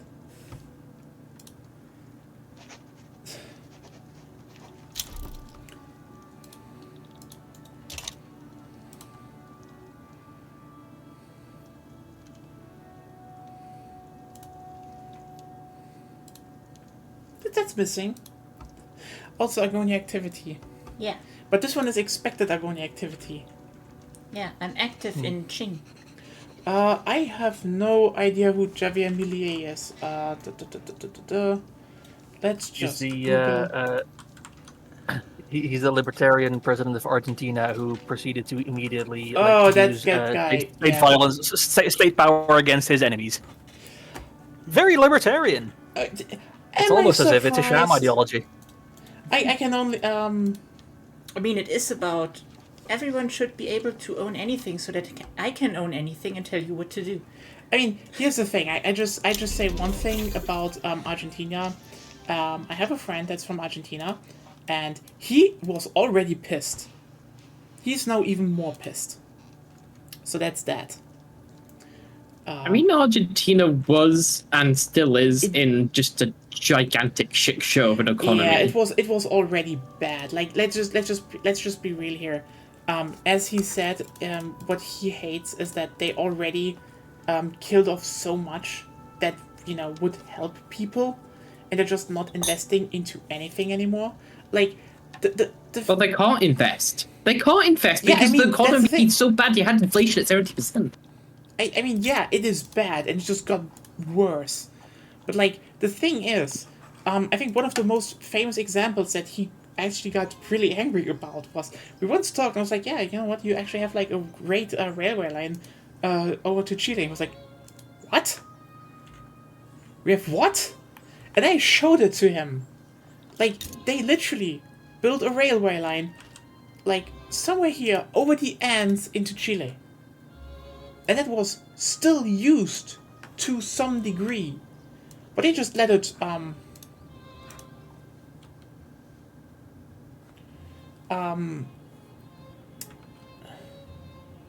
mean, the economy was fucked. It just got worse, it's more like... Oh yeah, inflation's meant to be 123% this year, roughly. Yeah, it's like, they just... It's more like... Basically, they already had it so that they, basically sold off a lot of fucking shit. A lot of people got rich, and now they voted in someone that is basically just there to secure for the rich people that they stay rich. That's it.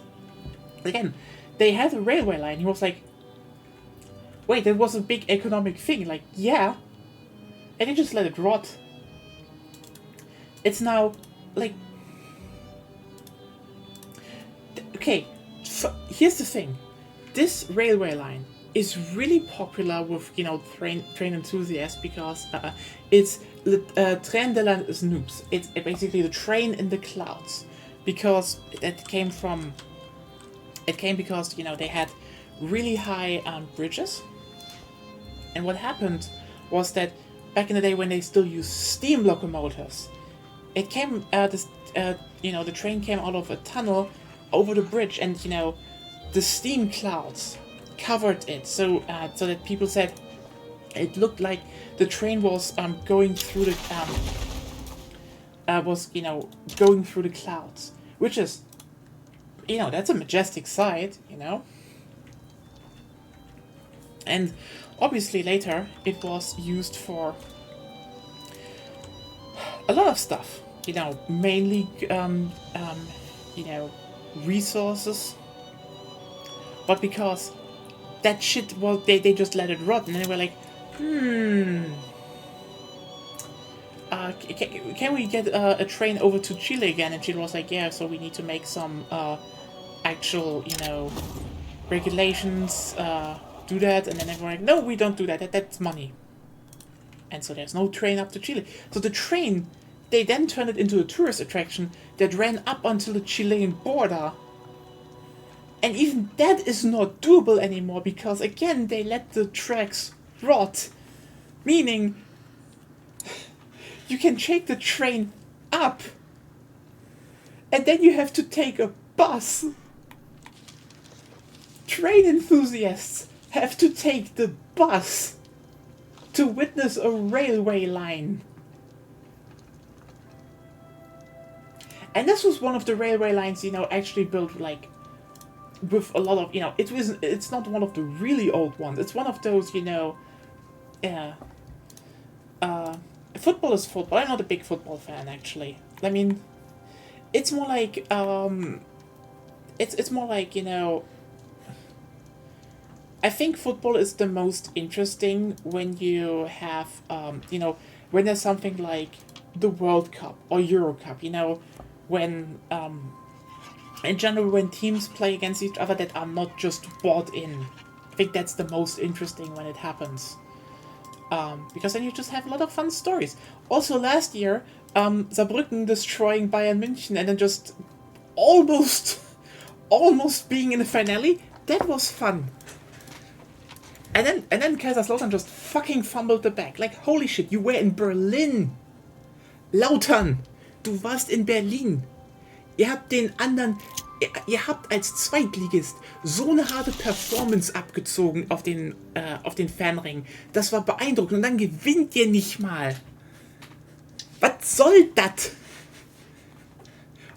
Eure Scheißstadt, keiner kann Auto fahren. Und dann schafft ihr es nicht mal, den DFB-Pokal zu gewinnen. Ey, ich war bereit für euch einzustehen. Dann,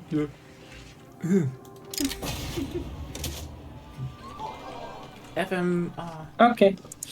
I mean, it's Football Manager. If you like managing games, I guess that's the thing. Oh no, Brit. Japan, you're almost there. So yeah, you know what? Sometimes I like that. Also, by the way, if you're wanting to ask, I'm actually from the Saarland. So that was just...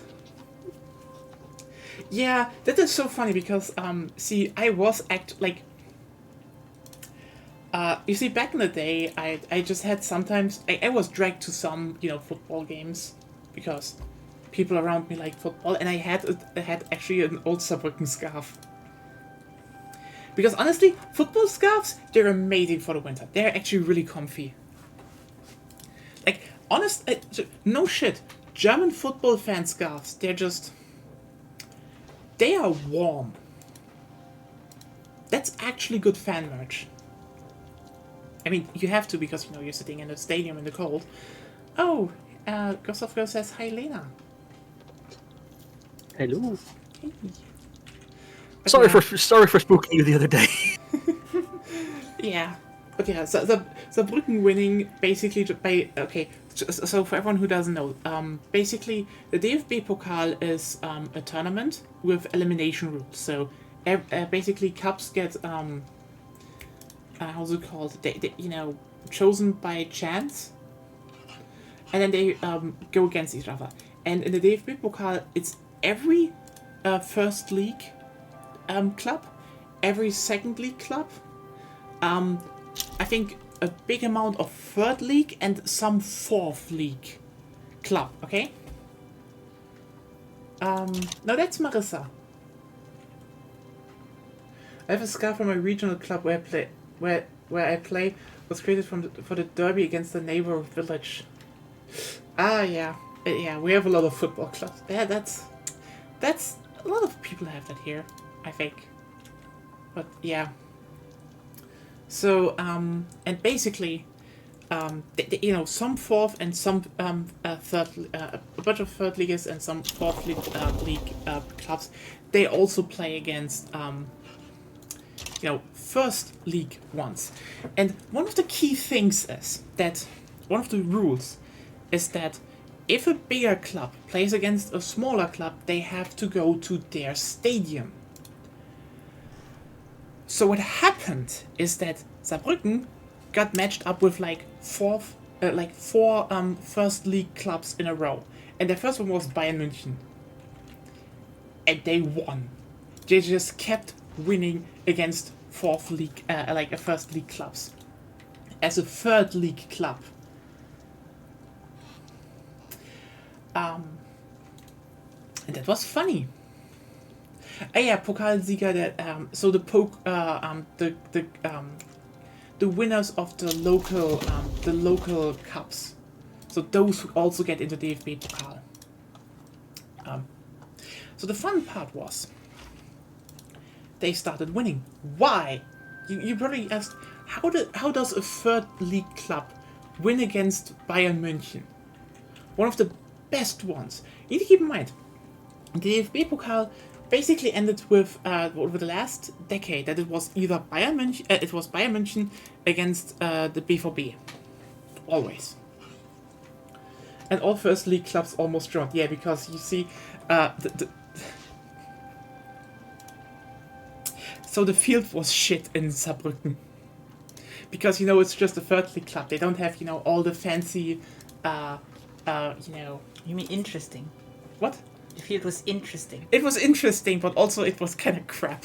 It's just, it was wet, they drowned, and, all the first league people just shot a ball, and they were like, the fuck, where's it going? What is going on here? And then, they don't have drainages and stuff. Right. So, basically, we just got a meme. So, basically, a whole meme happened, because, you see, in the Saarland, there's this thing that, people joke that Saarlandians have a direct, phone line to the Holy Petrus to have nice weather. But there it was everyone had to play against Saarbrücken after it rained.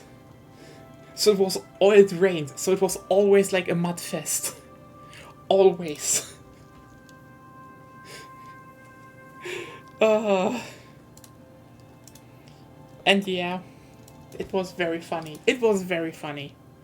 But again, the Saarland clubs weren't it was not only Saarbrücken. Don't forget, FC Homburg, 4th league club, also kicked out a first league club. Everyone's the fuck is going on here? It was a wild cup for once. And now, you know what? This year's cup started and Saarbrücken lost the first match. It was fun, it was fun. It would have been kind of funny to see them in Berlin. That would have just been one hell of a story. See, that's the thing when I like, about that's when I like sports, because then it's you just have some fun stories about, underdogs rising up and doing their own thing. That's cool. Speaking of underdogs rising up, British military revolt. Why is Andalusia not my puppet? Probably because you're too low in prestige. No. You are a minor power. Yes, but they are an insignificant power. I think it's because the fascist revolt took over Andalusia. Yeah, but that should mean if that you don't defend them, they're lost. Then. I wasn't able to defend them. Well, then you're fucked. Okay, great game. Amazing. Only how many 3 British years civil left. wars has this been? This is at least the 4th, I think. It's the 5th, I think, this game. Oh my god. The British are revolting. Again.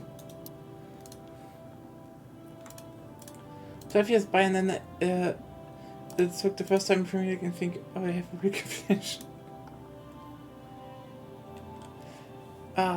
Yeah, I'm not really a big football fan. I now follow an old friend from school. He's a big one. He's a really big football fan, actually. But yeah.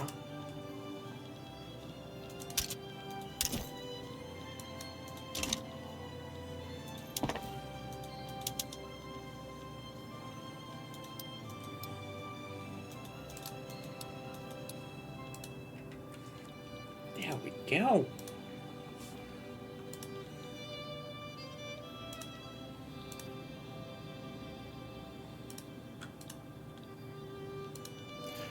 No, they are not, because they're mine.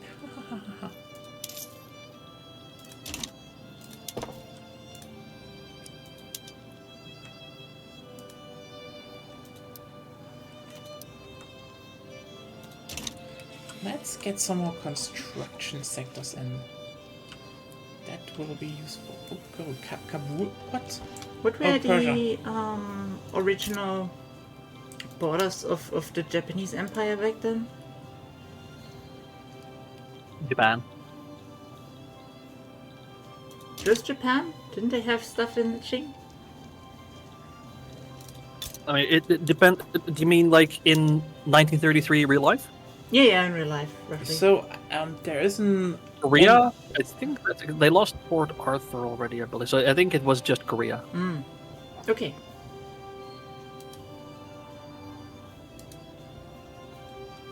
So Britain and France are still in forever war. Interesting. Britain is also in a forever war with Germany. Great. We have a lot of forever wars in this game. Ah, come on. I'm in my third war with Qing, and Okay, I'm you're winning. You're Oh actually my starting God, to win. again. Okay, you're getting North. Yeah, obviously you're getting Manchuria. I'm also getting Beijing. I will have workforce. Beijing. I can build. Then you can build Beijing corn. No, Beijing rice. Beijing rice fields that produce corn for some reason. I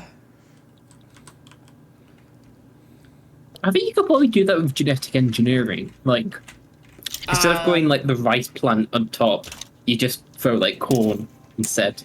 Not really. Like there's a. It's just. It's possible. Not that's- impossible. I mean, you do grafting.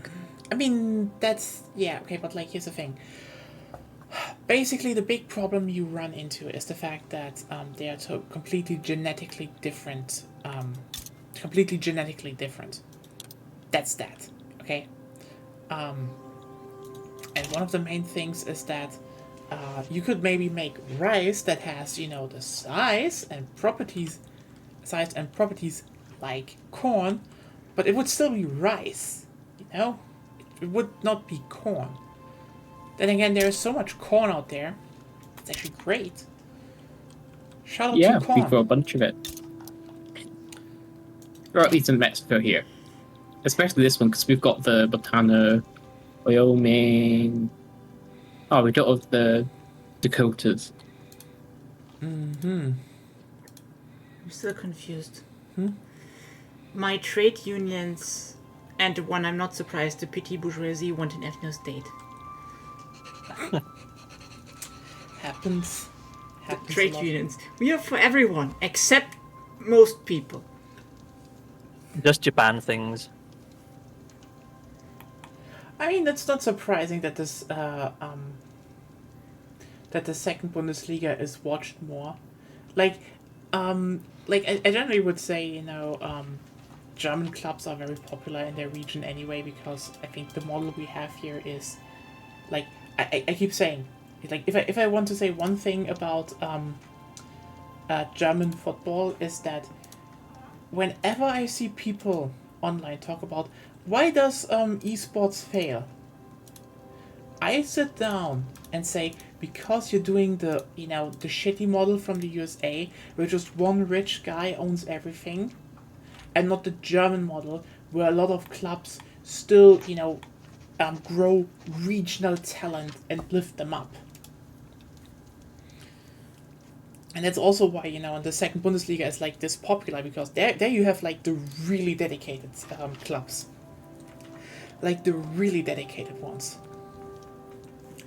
They might not be the best because they can't just buy in top players from the rest of the world. But they are dedicated.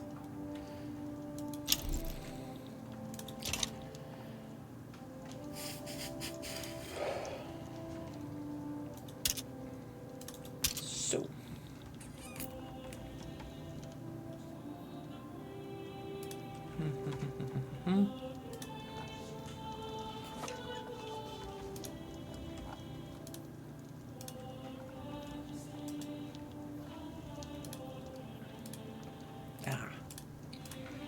Ouch.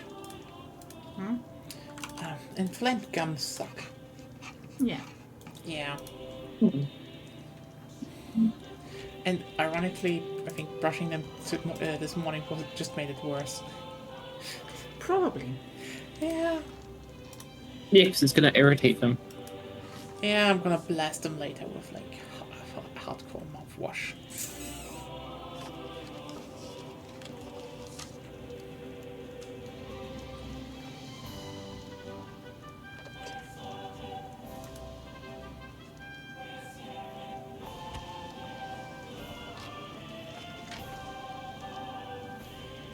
I think the ironic thing is, it looks like the British military revolt has like way more Wait. troops, should have the advantage, but all their generals are set to defend, so they're steadily losing ground. If they set their generals to offense, they would like crush Great Britain in a heartbeat, I think. Yeah, but they're probably That's just an afraid. AI bug. Yeah. I should have joined on the side of the military revolt.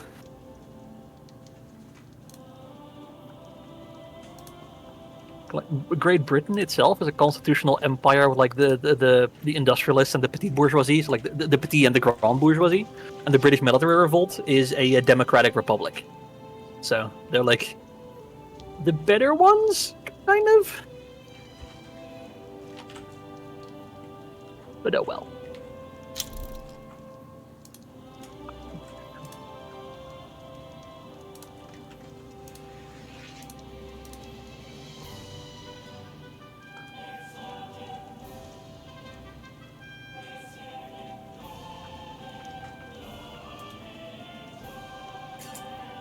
I did not fucking know that. I was like, Olpsch brought up that Schalke basically went from Champions League to almost going into third league, and like, what the fuck? Yeah, they apparently have it hard. Holy shit. Didn't expect that.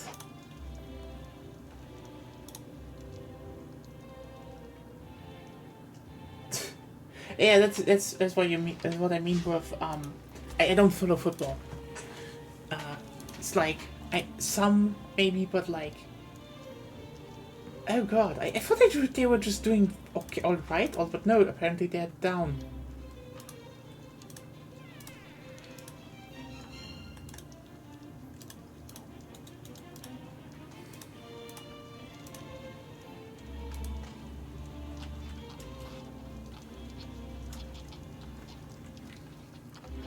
Also, I've made Japan big. Nice. Oh yeah, very big Japan.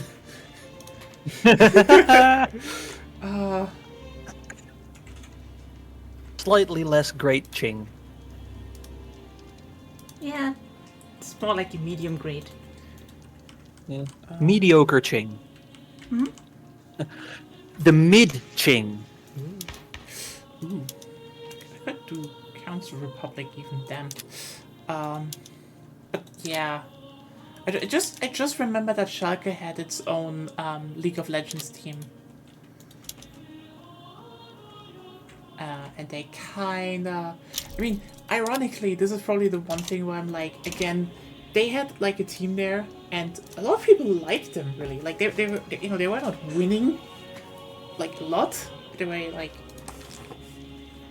fun.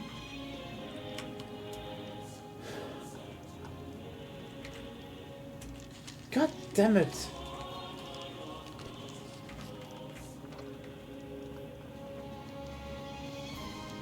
Schalke really they disintegrated almost. Yeah, it's sad.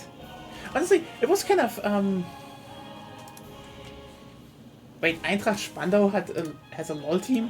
What?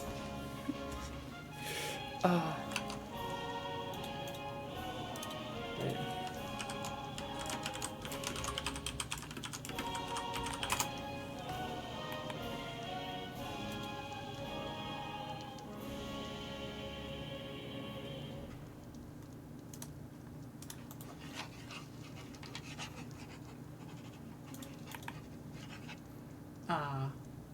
You know what? The saddest part is really that I guess most esport teams are not really LOL apparently, but just eFootball, and it's like, god damn it, why?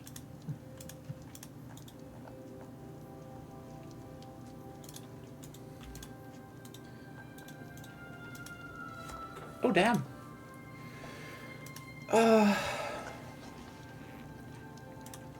Honestly, I wish like that the clubs would like build up an actual German League of Legends league. That would be something fun to maybe try to even join. I mean, and if people are like, oh no, we can take the Netherlands as well, and like if we don't have enough people, we can like make like a big Central European league. Just imagine. We're just actually making like an esport league where existing clubs or other clubs just from the Netherlands, Germany, Switzerland, Austria, Denmark, maybe even, and we just pick some good games that are fun, and then that would be great to organize. Honestly, that would probably be even very popular. If there was something central to actually, hold that up. But, yeah, that's the thing. That this is the point why I'm saying the problem with esports is that mainly nowadays it is, everyone just buys people in. And there are not really a good way to, support growth inside of, like, this is what I would say, like an actual central esport league for Europe, Central European esport league, that would probably help a lot if this was actually delegated to the clubs and such. But it's become too professional. what? More like It's just become too professional with the buying, trading players, international. Yeah. It's the same thing that It's that become- like high level it's become sports yeah. of all types do. It's become capitalized, basically. Yeah, the big problem is that they basically directly went into the American model, aka there are no local clubs that are owned by the people. It's just, again, mostly some rich guy owns the team. As always, capitalism ruins and everything. Yes. And, yeah, there will always be just like that's literally the reason why the Overwatch League failed. Like, I'm sorry. Well, people- that and patch notes from Blizzard. I mean, yes, that's another thing, but like the Overwatch League was something they created by force, and Pikachu faced hard, as you know. By the way, I will keep repeating that until I die. Blizzard forced the Overwatch League onto everyone, and Pikachu faced when they looked at the metrics that the Overwatch League had less consistent and less viewers than the Heroes of the Storm Cups. Well, And guess who grew organically and who was forced onto people? that's Because that's the thing. Like, esports originally was people who liked the game and played it to the limits, and then made a tournament out of it. Yeah. And usually... That's why it was fun, especially since you didn't need to balance around them. Yeah. That's how it still works in fighting games. Because fighting Yeah. games don't Yeah. have teams; it's 1v1s. In fighting games is you go to Evo. Everyone can go to Evo. You can suck and go to Evo. There You are can, tons of local tournaments as well that you've never heard of, and yeah, there's even some prize like it's a whole like amateur semi-professional tournament network, and yeah. it works fine. It's been going strong for decades. And this is why I would say, maybe, you should, like, actually create an actual, league first where people can play that is not, delegate, because that's the problem. You know, sports clubs are the best when they they are created locally and get people in locally. Nowadays, but most of them are seen as, oh, investments for some rich person to make marketing deals with. And that's how the whole Overwatch League was. And like yeah, it is that, because here's the thing, they could have Blizzard could have actually put in their own money, okay, and helped grow clubs organically, which would help a lot. But no, they wanted to have a league, with all the shebang of how, an American sports league looks like from the get-go.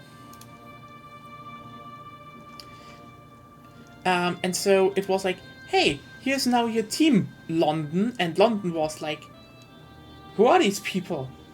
They're not even from London. It's like, I mean, that's the thing why, a lot of, German football clubs are also popular, because they have been, they're from local people.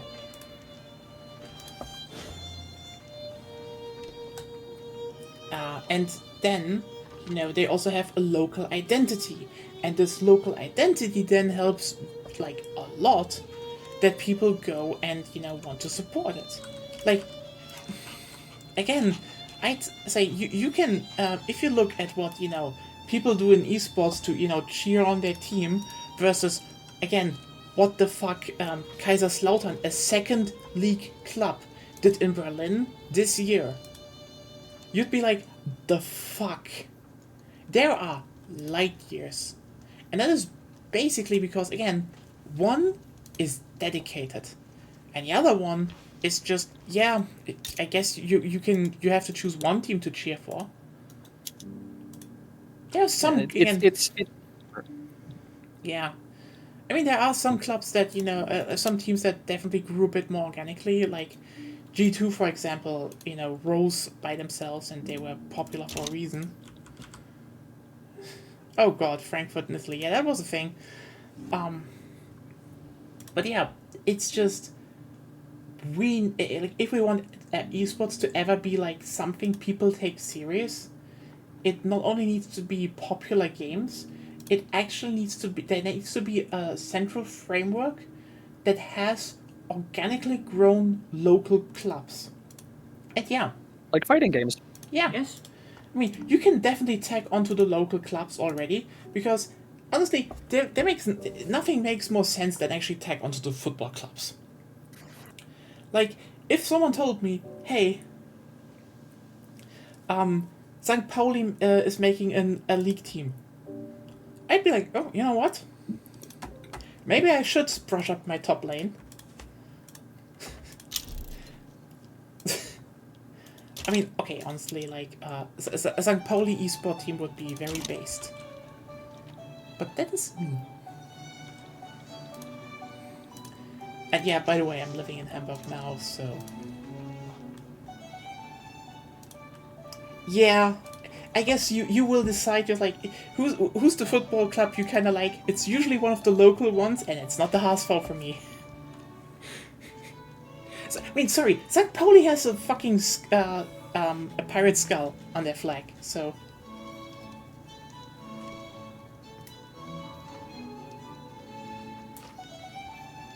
No. Again, I'm not that big into that.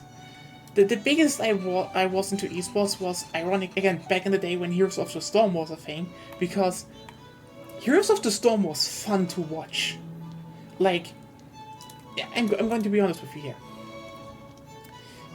The one reason people watched Heroes of the Storm versus Overwatch, and it is a big thing, by the way. Heroes of the Storm 100% that it was that successful? No, I don't know them. I'm not that big online. I'm old. I just do this because it's fun. One of the big things that happened was that, and there's the thing, this is my personal conspiracy theory, but someone at Blizzard hated seeing Overwatch not being a success that they wanted to be, while Heroes of the Storm being a success. Because else you cannot explain them gutting Heroes of the Storm while it grew its player base. Like, I subscribe to that theory, like, no doubt. yeah, because keep in mind, Heroes of Stop the Storm. screaming. Sorry, Heroes of the Storm growing forced League of Legends to completely rework forced them to rework and adapt their map to be more fun. And it was like, Rift Herald, for example, was something that happened because of Heroes of the Storm. Because they were like, hey, maybe we should have some objective that actually influences the lanes in some form. And it was cool. It made the whole talent trees into Dota 2 because they were like, yeah, maybe we should have some individual leveling like Heroes of the Storm just to differentiate the characters more. And it was good.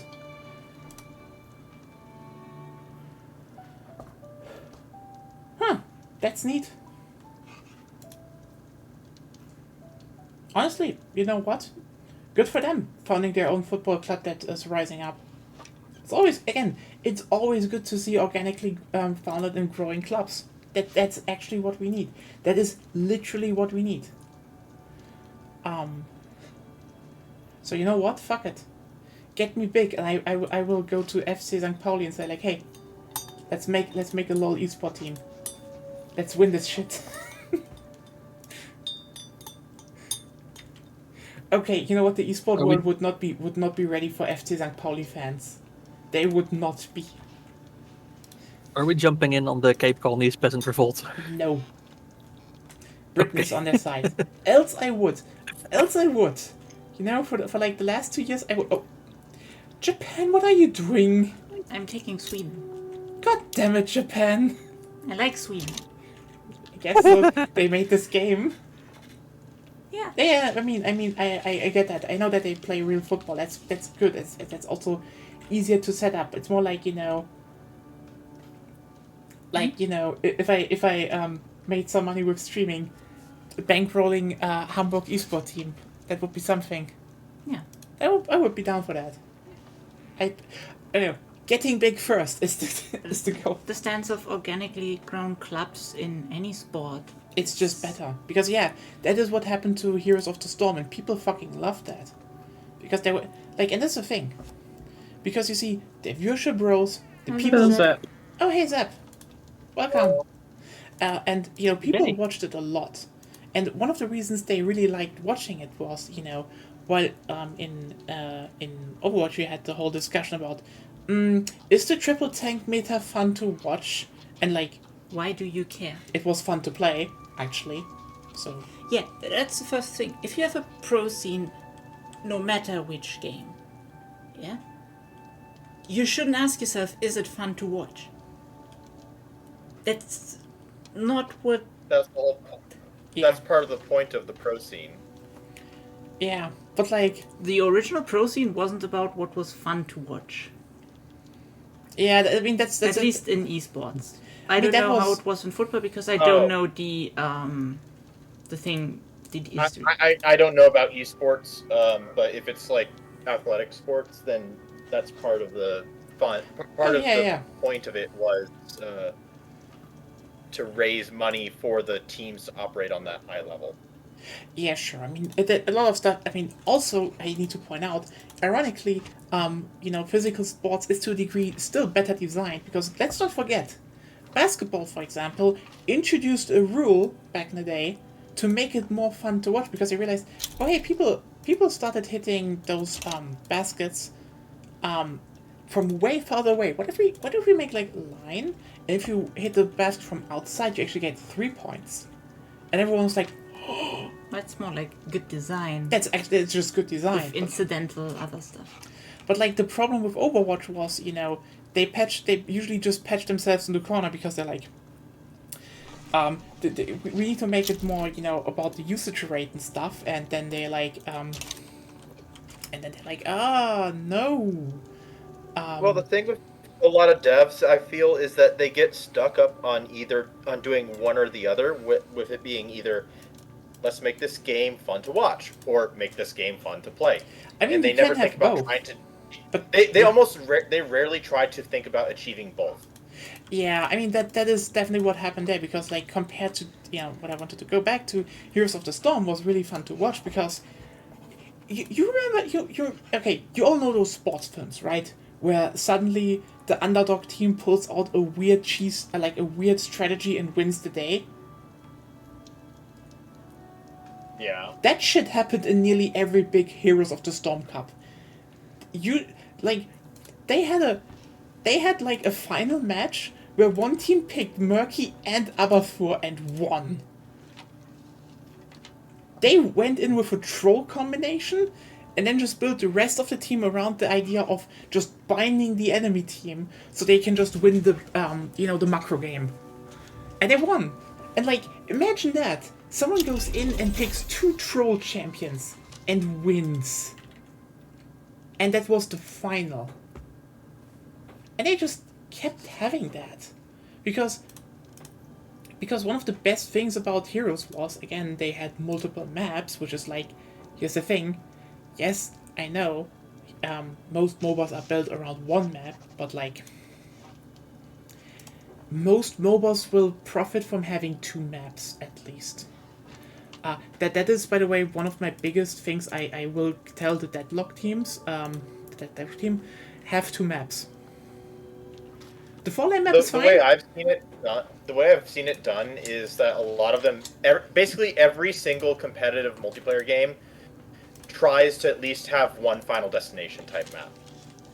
I mean, even if it isn't actually Final Destination, it's one map that is simple, yet it is their baseline for balance. I mean, the MOBA genre has the problem that they tend to have just one map. I mean, there more is like, the variety comes from the team setups, and that's fine. It's more like, if I look at Deadlock right now, Deadlock does a lot of things good, and other things where I would say. So like, first of all, I would say, look at Heroes of the Storm and make like the mercenaries, like the jungle. Add mercenaries like heroes. It would help a lot. And yeah, I'd say Deadlock would profit from having at least 2 maps. They can have 2 maps. That would be doable. But the big thing is, what I want to say, is that they could even make a 5-lane map. That would actually also work really well in that game. They just need to, again, the big thing is having a jungle that does a little bit more, like Heroes, so you can actually diversify the lanes more. Then you can actually have like 3 maps and they would all work, even with a 6v6.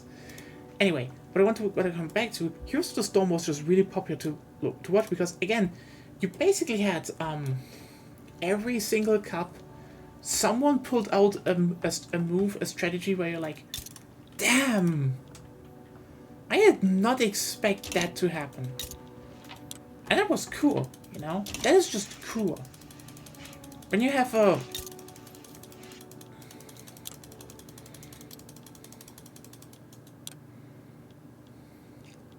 When you have a, when you have a game that is just like... That is just this unique and fun to watch. Yeah. We have 2 players that turns us to neighbor club and they get there each 300 euros a month. One of them is a poor student. It's big money. Oh yeah, 300 euros a month is good. It's good money. It's solid. For the first time, 20 to also get 600. Yeah. Oh god, I have a fascist party now. Oops.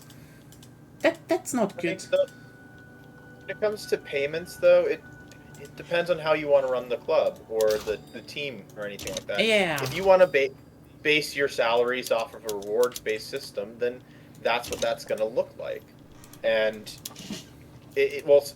I don't know the context fully, but if those two outsiders are performing very, very well, like above the people who have been a part of the team for a long time, and you're on a rewards-based system, then yeah, they're probably going to see more money.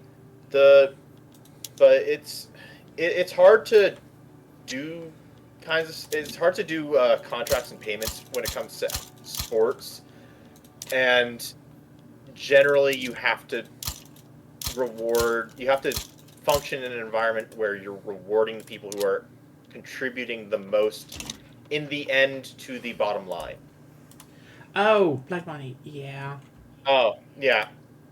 If it's not actually rewards based and it's just that some new people are getting higher salaries just because, then that's fucked up. Yeah.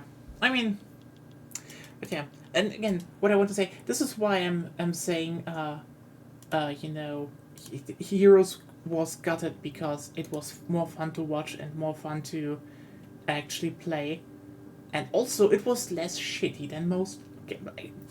Okay, here's a thing I want to say, and I know this sounds wild, but Heroes of the Storm was the only game that did loot boxes right. That's fair. Period. And you know what they did? First of all, loot boxes, you couldn't buy them. You still can't. Every single thing you could get out of the loot box was, when, if anything, in a store, without rotation, fixed. You want something, you got it there. And then, yes, you got also some stuff out of the store, but like, you get like an extra currency from the loot boxes to buy your stuff. But also, again, it was a free-to-play game. Second thing that was good. Every single level gave you a box, guaranteed. Every 5 level gave you an epic chest, guaranteed. Character level. And levels were tied to character levels. So you had the character, you can easily get them to level 10 or so, and you just got 10 boxes. For free. Again, also hi bot.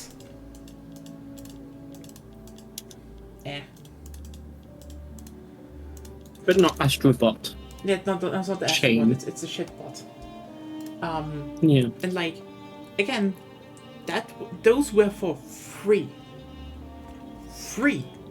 By the way, I need to do something. Yeah. I can make a company, I think. That should. And that is, here. Wait, is it? Oh, is it did y'all talk about the new companies? Already did. I actually went through all of it. Oh, I like the changes. Also, I'll never forgive Paradox for putting ads in their game. What?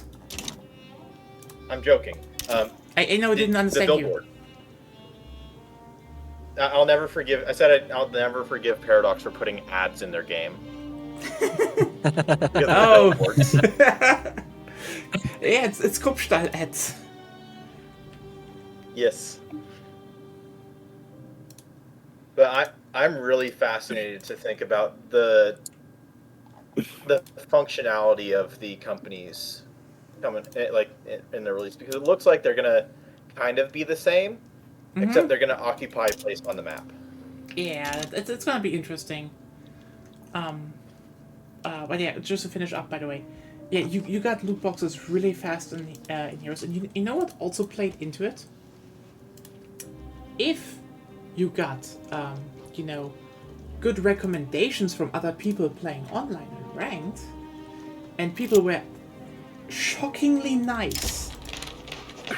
Yes. Just putting it out there. Isn't that the game that had the ranking based off of the reviews? No. No, that was a different one. That actually was an EA game, but similar to Overwatch, but Overwatch was a toxic cesspool. Is still. In Heroes, it ended with you got good recommendations. Your chances of rare items rows. And like, boy howdy did I get a lot of free heroes from those chests, like half my roster I think. No, seriously, that game was generous. They were fucking generous. And now it's dead. I am angry. I am literally angry. Now that I think about it. Okay, you know what, everyone? We can't get the meme company. Can't, because...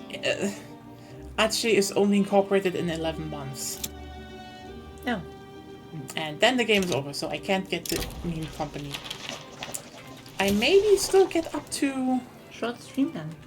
Yeah. I mean, actually, the game is running well. Like, we can add something afterwards. Oh, America got what's it called? Philippines, yeah. Yeah. That was a while ago. But they've them integrated now. Oh. That's now America. Yeah. Well, that's that. I guess America I got moment. transfer big enough. Actually, how many are we? 1, 2, 3, 4, 5. You know, that might have been what we tried to do historically if there weren't such bigots in America at the time. Maybe. Trying to integrate some of the Philippines into the country. Kind of, but also counterpoint Puerto Rico. Yeah. Yeah. Well, Oh, you know what? Yeah, I Talking- probably would have ended up similar to Puerto Rico. Talking about Puerto Rico, like if we had done here actually soonish. Just to check on the memes, Sikkim is still alive. Sikkim is still alive. Holy shit! Sikkim is still alive, It's Echo.jpg. also independent. and that's a banger flag. That is a banger flag. So here's the thing. Now that the stream might be a bit shorter, and we might have like 1 or 2 hours extra, we need to do something afterwards. We have 5 Go to people bed. here. What are you, cowards? No, I like sleep. I mean, I guess we're just like we have 5 people. Anyone interested in like 1 or 2 rounds of deadlock ruffle stomping? We have 5 people. We can organize well. I can hand out the codes.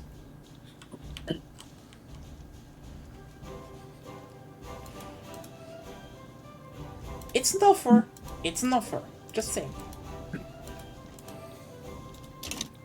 sure if I have the brain power for that right now.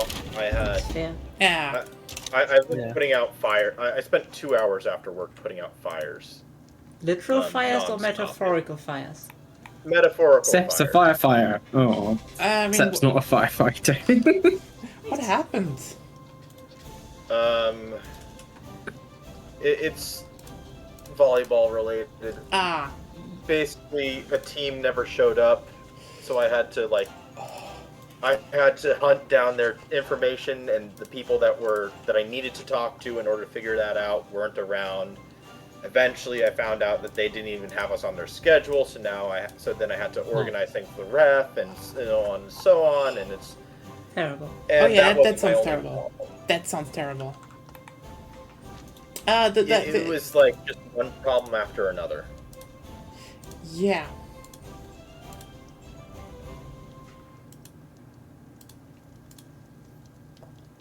But yeah, so it was kind of exhausting. Also, I was dealing with discussions around various player injuries. So there's that, and on top of that, I'm trying to wrap my head around the 5th different setup, like teams. So a rotation is like the way that the players are organized on the court. This is the 5th separate rotation that we've had to organize in 2-3 weeks. So it's very hard to track. But anyways, it's just been hectic. Yeah, I get that.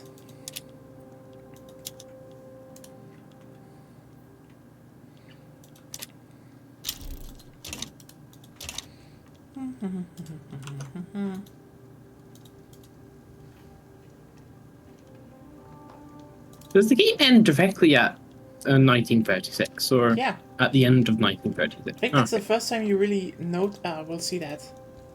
No, the game ends on December 31st of 1935. So Yeah. January 1st, 1936 is when it's game Okay. over. Because that's when Hearts of Iron 4 So- starts. Yeah. So basically, I didn't get to make Outer Heaven, but we got a few things. Well, that is the thing. Mexico's strong. Yeah, we couldn't break into the first 3 ranks, I guess. What Japan did. Yeah, at least normal prestige. Brazil has been a roller coaster. Yeah, I mean, you basically lost in the last. Ruben, how has Mexico been? Pretty good. Did I at least hand off a reasonable Mexico to you? Yes, I almost lost Texas and Oklahoma, but thankfully. Heck, New Texas. Hey. I mean, that was, to be fair, that wasn't Ruben's fault. No, well, yeah, but no. That was mine.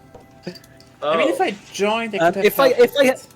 Yeah, like if I'd get more of an eye, like I said, I thought I could beat the timer on the Civil War. If I'd get more of an eye and like backed off Council Republic and defuse Civil War, I think we could have pulled that off. And there we go. Yeah. That was on me.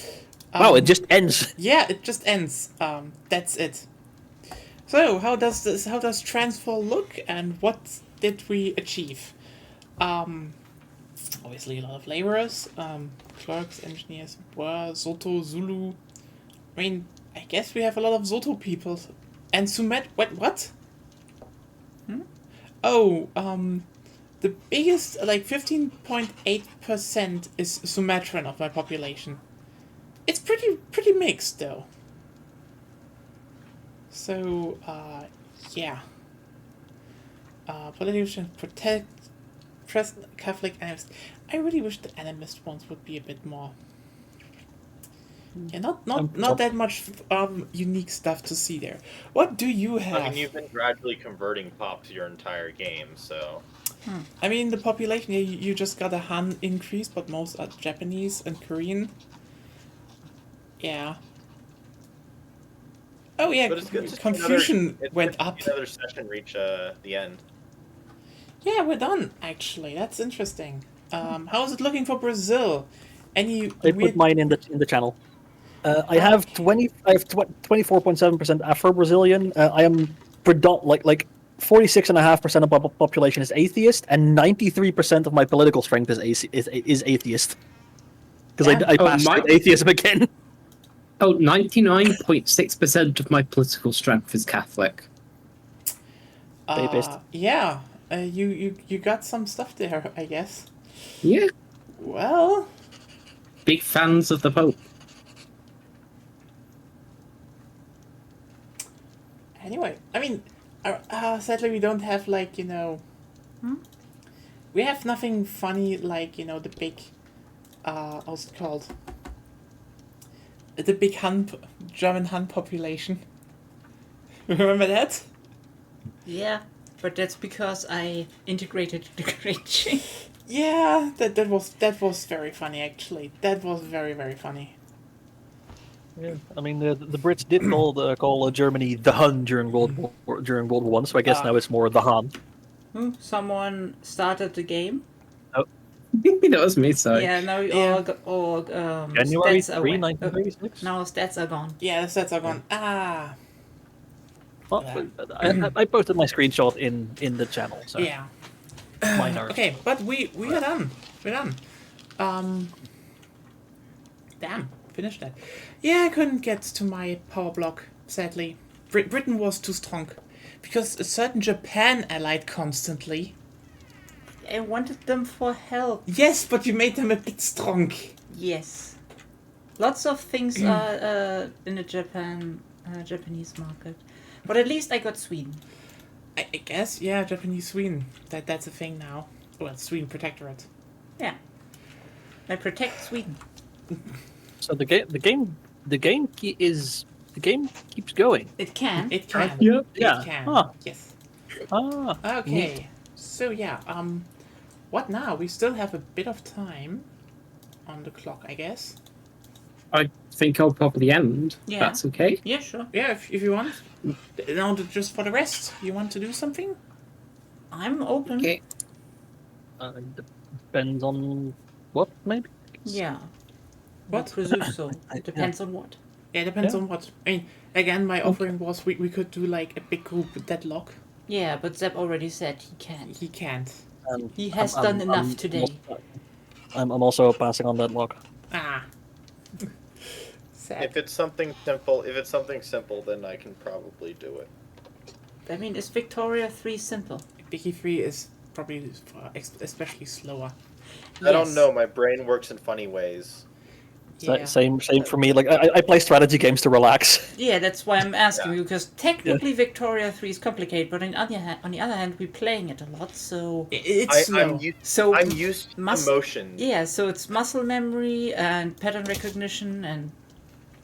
Yeah.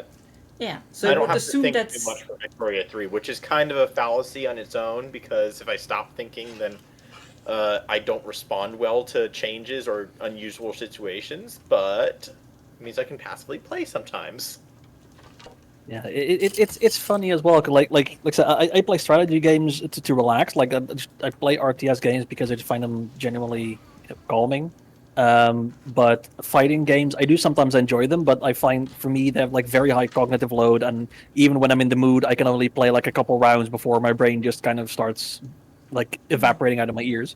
But I have a friend who's the exact opposite. Like she plays fighting games for fun and labs them to just relax It also and depends... let her fingers do the work. And strategy games are like big cognitive load, and she can only do them for like 30 minutes or so. I mean, also So the exact inverse. also depends against what you're playing. Like if you're playing against bots, it's generally way more relaxing than against people, because against people that, depending on your skill level, you can get matched with someone who's just like way better of you. Can be really fun. Yeah, but it can also be really stressful. Yeah, I don't play open multiplayer and strategy games much. Yeah, I know. Yeah. Anyway, I'll see you guys later then. Yeah, See you next bye. week. Bye-bye. Good night. Yeah, a big question. What now? Yeah, that's what now? what we're asking.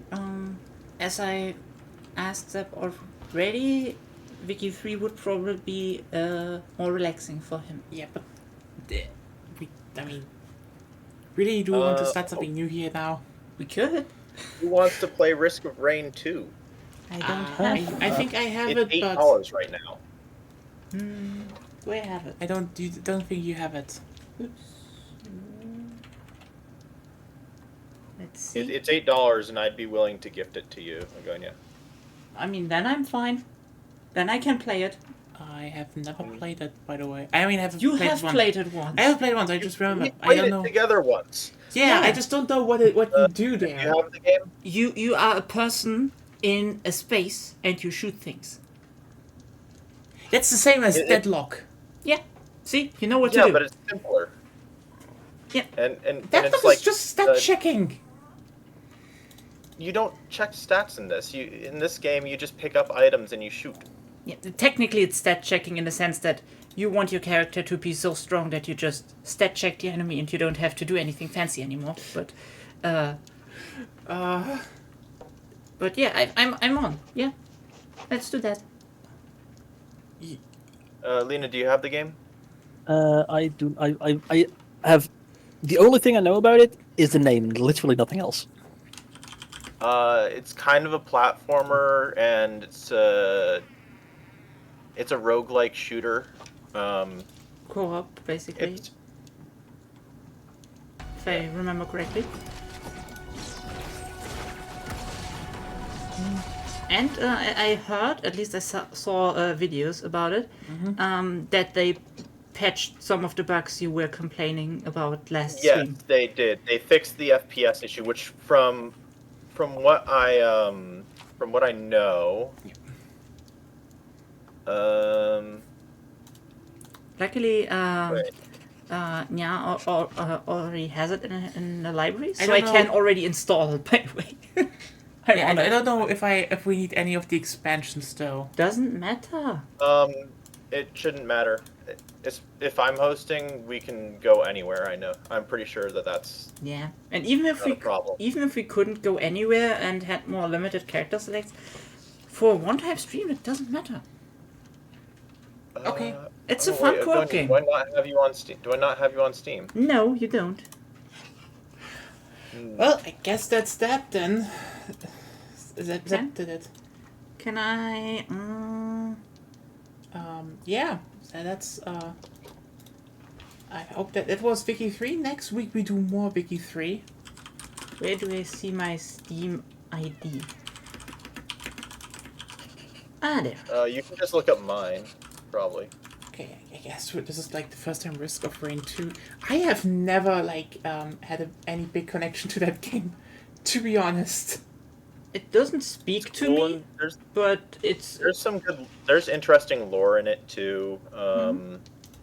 Like in the recent. Yeah, no, Space Station 14. I guess. I don't know. I wouldn't play that. Yeah, Gonya wouldn't play it. I don't know if the rest ones right now. It's more like, this is a multiplayer stream. We have to kind of do stuff. And I guess that got people into Risk of Rain 2. Yeah. As I said, the game never spoke to me as something I would like to actively play. But in general, it seemed always like a fun game. You can get into like some fun bullshit in the game. I mean, My Hero Academia is fine, but it's a fucking cop show. Like right now, the last episodes of the anime are basically saying, you just have to tell the racists very nicely to stop, and then everything will be fine. Like, God fucking that. Ooh, God. I mean, they were bad. They were bad. At least they set it up properly.